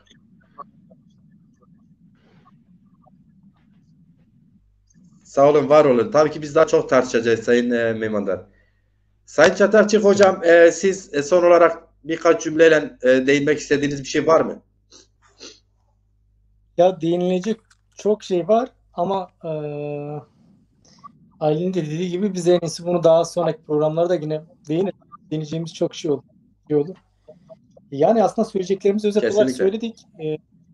Özet olarak söyledik söyleyeceklerimizi. Bu toplam yani 3 saatlik süreç içinde açığa çıkan şeyler bence en azından iyi kötü, doğru yanlış bir şekilde bir şeyler ifade etmeye, bir şeyler belirginleştirmeye çalıştık. Bu anlamıyla da bu biraz yani şu olmalı. Hani samimi olan her bir birey için, her bir kurum için bu anlamda bu noktada bir tetikleyici, bir ateşleyici yerde durmalı. Tetikleyici, itekleyici bir zemin olmalı. Onu biraz harekete geçirecek, biraz dinamize edecek, motive edecek bir zeminde olmalı. Ama dediğim gibi yani birlikte iş yapmanın yolları çok, imkanları da çok. Önemli olan olarak kendini katabilmektir. Bunun argümanı yani bahanesi oluşturulamaz. Birlikte iş yapmadan, kolektif bir şekilde iş yapmadan bu çağda bir sonuç alamazsın. Yani bu çağda bir şeylerden bir yere ne bir hak mücadelesini elde edebilirsin ne de bir işi sonuca nihayete erdirebilirsin. Yani o bireysel kahramanlıkların dönemi kapandı. O bireysel teknoloji gelişmeden, bilimin gelişmediği dönemlerde ya da insanların bilgi, iletişim olanaklarına ulaşmadığı dönemlerde belki bireysel kahramanlıkların rolü vardı. Ama günümüzde artık o bireysel kahramanlık şeyi yok, yani onun bir karşılığı yok. Dolayısıyla bir toplumsal meselede bir halkın haklı meşru meselesinde yani kimse bireysel kahramanlıklara soyunmasın. Tam tersine enerjisini, emeğini, çabasını birlikte kolektif bir ürünü, kolektif bir emeği, kolektif bir çalışmaya açığa çıkaracak şekilde kanalize etsin. Yani o kolektiviteyi açığa çıkaracak dinamiklere kanalize etsin. Bu kurumsal dinamiklerdir bunun karşılığı. Yani dernek ya da işte parti ya da çeşitli siyasal platformlar olabilir. Platformu ama en nihayetinde zazalara dönük bir platformsa dediğim gibi burada bireysel kahramanlıklar değil, yani zazaları ancak zazaların kolektif enerjiyle aydınlanmış zaza meselesinde sahibi olan birey kolektif enerjilerini yani enerjilerini kolektif bir zeminde ortaklaşarak sonuç alabilir. Zaza meselesi bu meseleyi görünür kılarak Zaza meselesini çözüm iradesine, çözüm programına, çözüm alternatif onun hareketine dönüştürebilirler. Diğer türlü çok olası değil. Özet olarak bunları ekleyeyim. Ya, bu saate kadar bizi büyük bir sabırla dinleyen, gerçekten gerek yorumlarıyla, gerek görüşleriyle, gerek eleştirilerle bize katkı sunan, biri yok, pek ben görmüyorum, bizler görmüyoruz ama sen görüyorsun. Bizi dinleyen bütün dinleyicilere gerçekten sabırlarından dolayı teşekkür ediyorum. Bu saate kadar hep bir sabır gösterdiler. Pür vesi var ve duman vişi eve dan vişi eve Evet. Şema vişi var bir Kocaemre Erce. Ben de izninizle duman orta vişi de hatarına.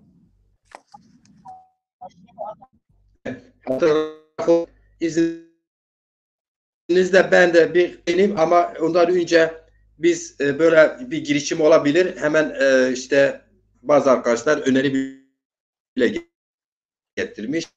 Sayın Dilaver Eren Cumhurbaşkanı aday olabilir benim olsa. Daha ağırlıkta Dezaparlı arkadaşların önerileridir. Sağ olsunlar, var olsunlar. Ali Mahmudoğlu var, Söngül Aslan vardır. Gelen arkadaşlar sizin konuşma sorulara verdiğiniz cevaplardan dolayı isimlerini zikretmediğim Gavan Zaza vardır, Ayhan Akın vardır. Hocam bizi izleyenler arasında Murat Aydın, yine Sırrı Bukan Bazarcık vardır. Mehmet Sarı var. Hepsi hoş geldiniz. Teşekkür ederim bu saate bizi takip ettiğiniz için. Şimdi biz bu konuyla, bu gündemle sırf başlıkla ilgili şimdi biraz değindik. Meymandar arkadaş geçen gün bir yazı yazmıştı. Ona değinerek bu son bölüme biraz da giriş yaptı. O sebeple tam hazırlanarak değinmedik ama ben de bir iki konuda bir iki şey söyleyeyim. Biz kapatalım programı bugün. Evet, mümkündür. Zazalar henüz 3 ay kalmış. Bir Cumhurbaşkanı adayı aydınlar kendi içinde, kendi aralarında hatta kendi öneren aydınlarımız var. Onlar arasında seçip bunu bir deklarasyonla, bir açıklamayla, yani bir aydın grubuyla, Zaza Aydın grubu inisiyatif olabilir, platform olabilir. Birçok aydınımız platforma çok marjinal bir şey oldu artık. Çok Zazalar çok kullandı. İşte farklı isimler. Biz bunları tartışırız.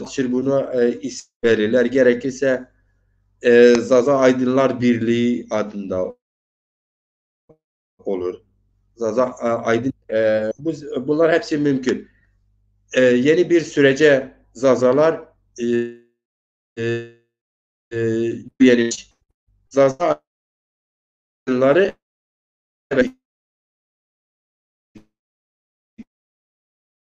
girdi.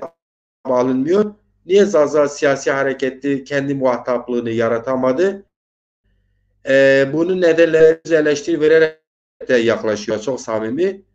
Hatta öyle aşırı samimi 10 yıldır Sayın Meymanlar gibi açıktan söylediği gibi yine ziyaretinde zaman zaman birlikte bulunmuş ama farklı nedenlere dolayı Zaza davasını bireyselleştirme çıkarını entegre etmek isteyen yapılar samimi farklı değerlendiren yapılar birbirlerine dedik ya muhatabını yaratacağına kendi içinde muhatap yaratmışlar. Yani muhatabı kimdir? Normalde sistemdir. Sisteme karşı kendini var edeceğine, sisteme yapacağı eleştiri üzerinde var olacağına birbirlerine uğraşarak birbirlerine karşı var olma mücadelesi biraz gördük. Onlar dahil evet kurumsal olarak belki bazıları yer almayabilir. Farklı nedenleri var. Onu daha sonra değerlendiririz.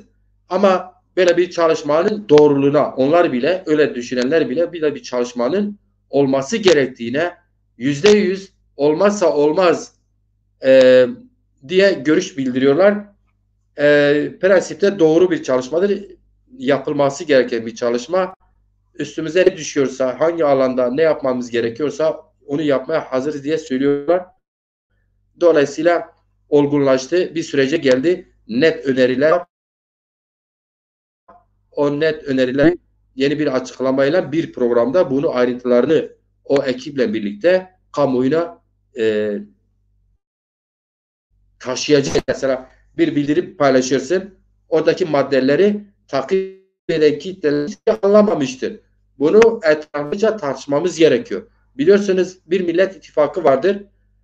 2000 bilmem 300 kaç sayfalık bir manifesto kendi olarak işte iktidara geçse yapacakları falan vaat ediyorlar topluma. Onlar bile bütün basın tartışıyor. Kendileri yeniden tartışıyor ki toplum bunu anlayabilsin. Topluma taşıma bunu deniyor. Biz de bu çalışmaları tabii ki toplumumuza taşımak için böyle programlar yaparız, yazılar yazarız, paylaşırız. Ekipler kurulur. Zazaların bulunduğu her yerde komiteler kurulur. Buna öncülük yapan bu Zaza Aydın inisiyatifi ve bizler bunu halkımıza görebildiğimiz kadar toplamak hem çok zor. Çok kolay olan taraf 6 milyon Zaza halkı seçim sürecine daha fazla duyarlıdır. Dolayısıyla kendini doğru ifade edersen, doğru anlatırsan, araçlarını doğru kullanırsan, doğru insanlar çalışırsa, samimi olursa 100 bin imza toplamak çok kolay. Dolayısıyla adaylarımız da vardır. Ortaya çıktı bu. Böyle ben de toparlayayım. Şimdilik bu kadar kalsın. Siz değerli konuklarım Ali Meymandar, Ali Haydar Çatakçı, İsmail Baytemur, şairimiz o vurguyla herkes kendi mecrasında, her yanında ne güzeldir değil mi? Yani düşünebiliyor musunuz? Şimdi İsmail'e desem bir şiir oku, hepimizi mest eder.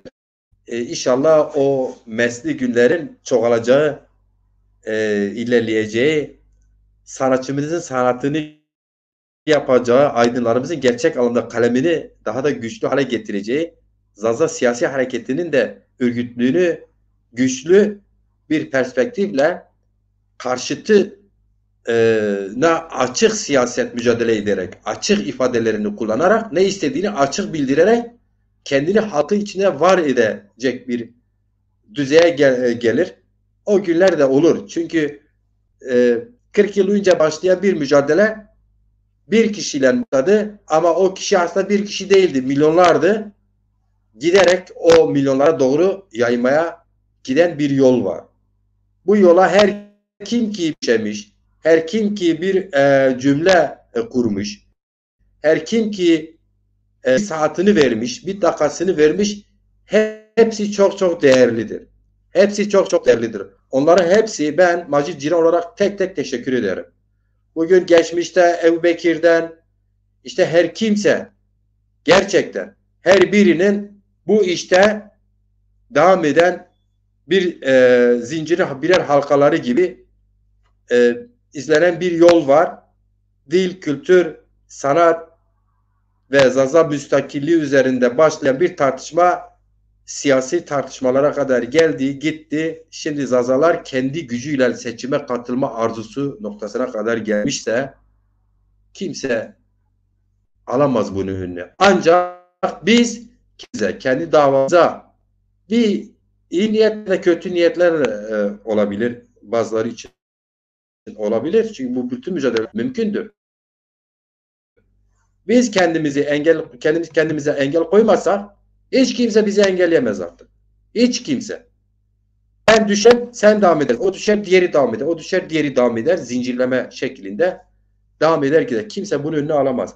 Ne kimse leşecilikle bunun önüne alabilir. Ne kimse tek kimlik dayatmasıyla, tek ulus dayatmasıyla bunun önüne alamaz. Artık iletişim çağındayız.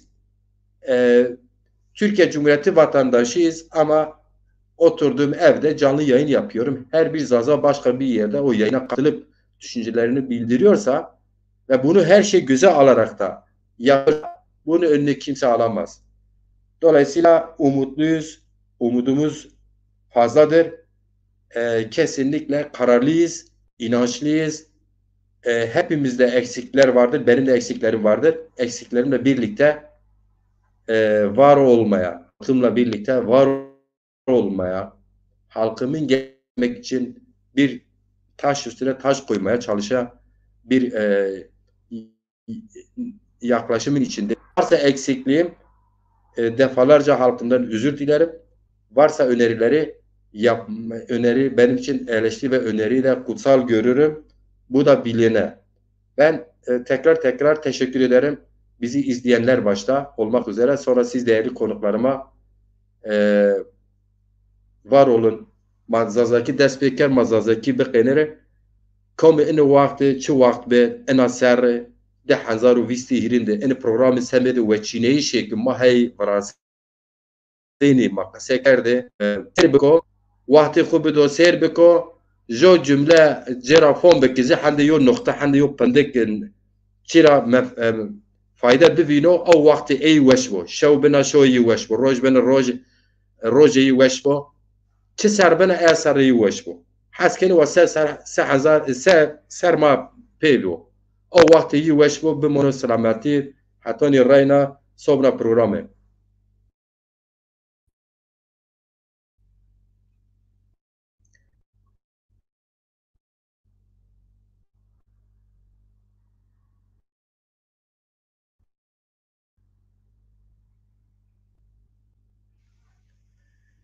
Evet, Ali Bira Ali gitti. Ben şimdi canlı rahat olabiliriz. Keşke Ali de gitmeseydi ama zaten hepimiz yorgunuz. O çalışmalarımız son şekli almış. Artık yarın bir gün önerilerle tamamlarız. İsmail Bira. Ali Meymandar da gitti. Haklı olarak o da baktı ki biz yeni bir şey söylersek bu iş uzayacak. Gece yarısı oldu.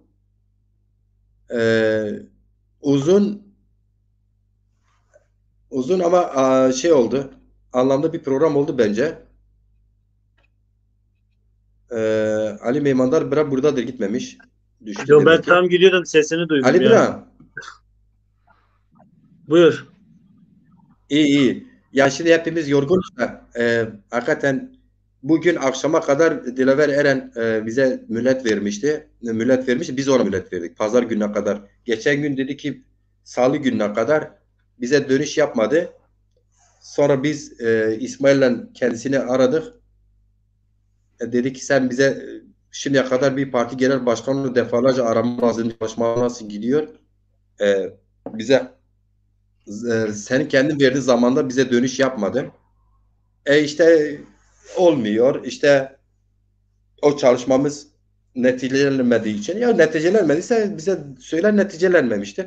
Bize pazar gününe kadar bekleyin dedi. Biz dedik yok. Cuma günü akşama kadar biz sizden haber bekleriz. Olmasa biz çalışmamızı duyuracağız kamuoyuna artık. Şimdi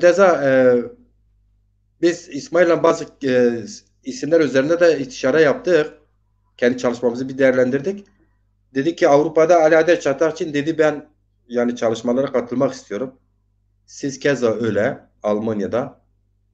Ondan sonra Avrupa'da o da İtalya'da ve tabii ki genel olarak da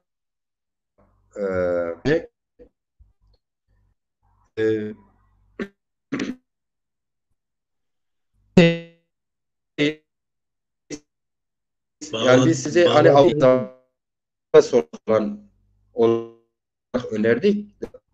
Kendi içimizde. Siz ne diyorsunuz ona bilmiyorum. Bir de İsmail Avrupa'da şey vardı. Bir arkadaş daha vardı önermiştik.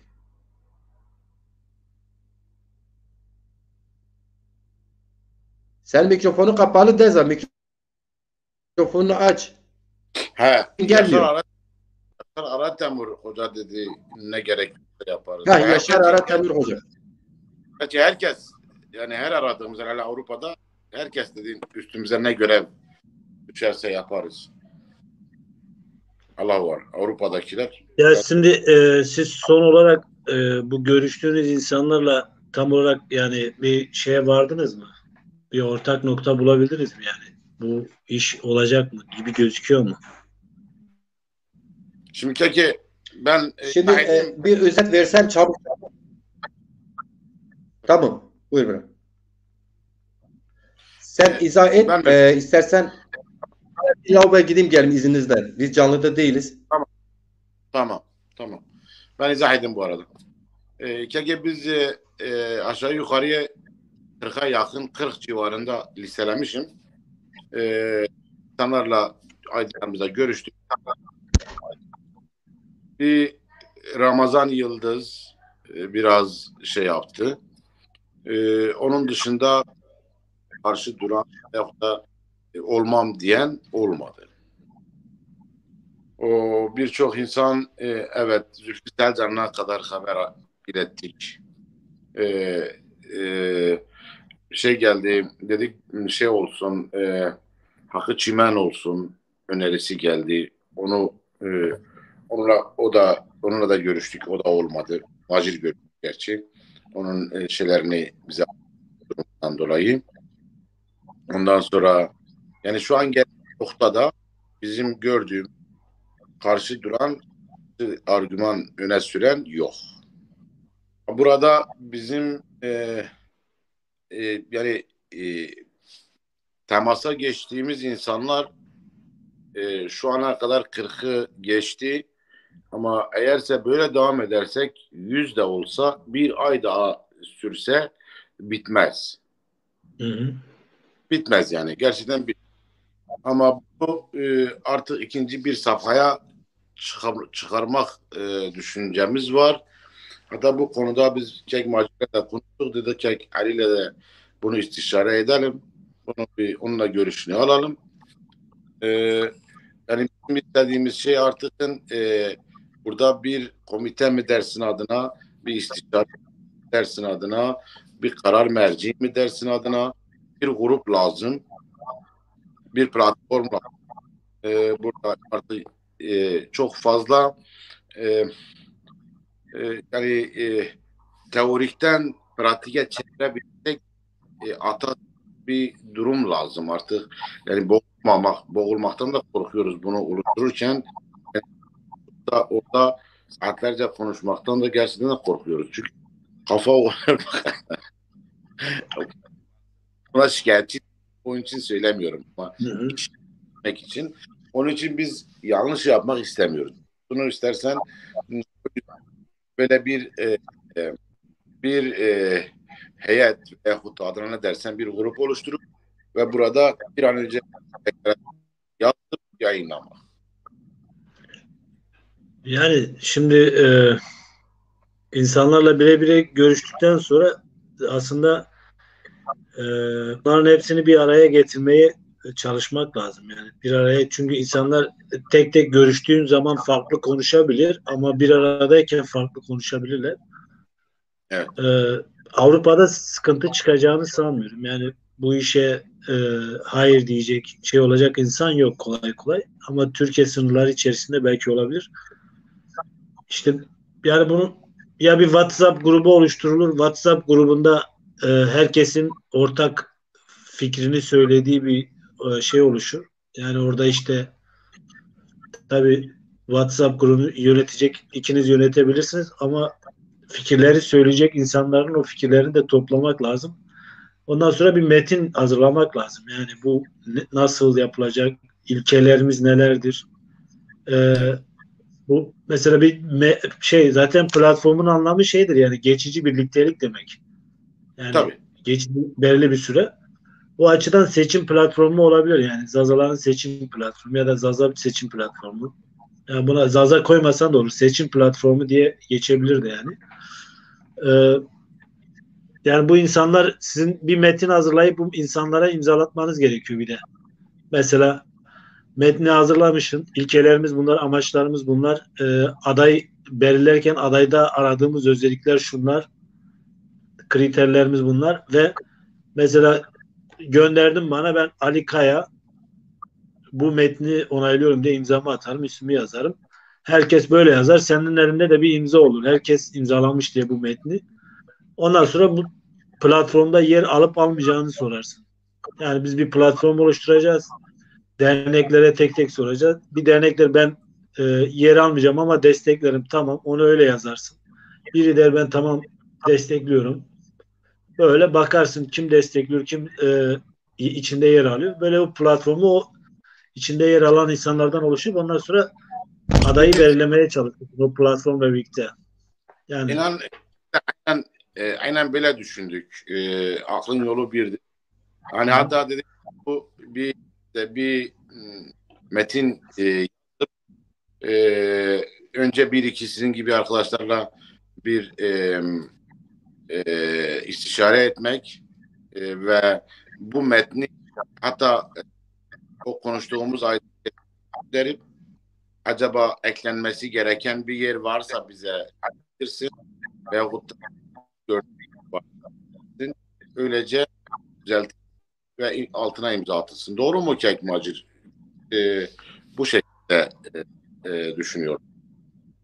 ya Evet. ben bir bazı şey, bu tür şeyler bazen biz böyle hani bütün Zaza kesimleri hemen desteklesin, hemen gelsin pratik bizim gibi koştursun, bizim gibi vaktini ayırsın diye bekliyoruz ya.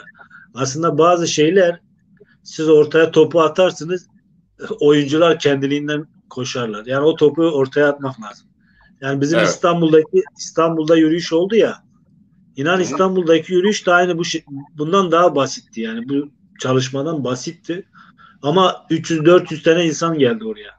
Kimse beklemiyordu. Yani ben buradan gittiğim zaman 40 yıldır Zaza meselesinde olan adam bile bana dedi yani siz orada 20 kişi olsanız yeter.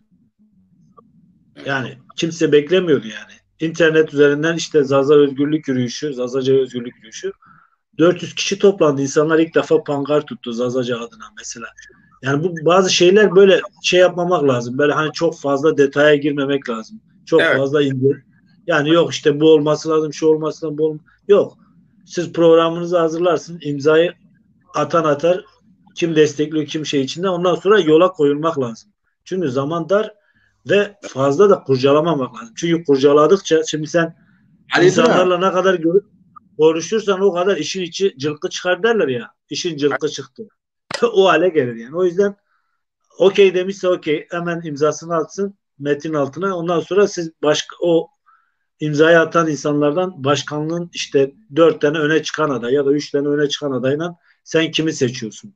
Platformda olacak kesimler soracağım. En çok oyu olan kişiyi seçersin. Mesela 40 kişi, 50 kişi, onun içerisinde kimi seçiyorlarsa seçsinler. Aklın yolu birdir. KGB de böyle düşünmüştük. Yani. Böyle konu. Yani biz hatta Çek Bacır.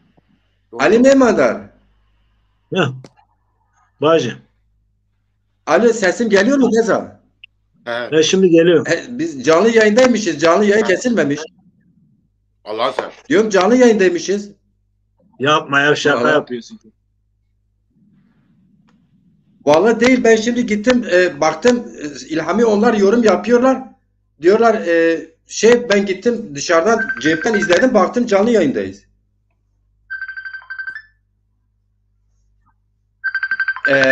Neyse işte biz canlı yayın niye kesilmemiş bir daha bakayım.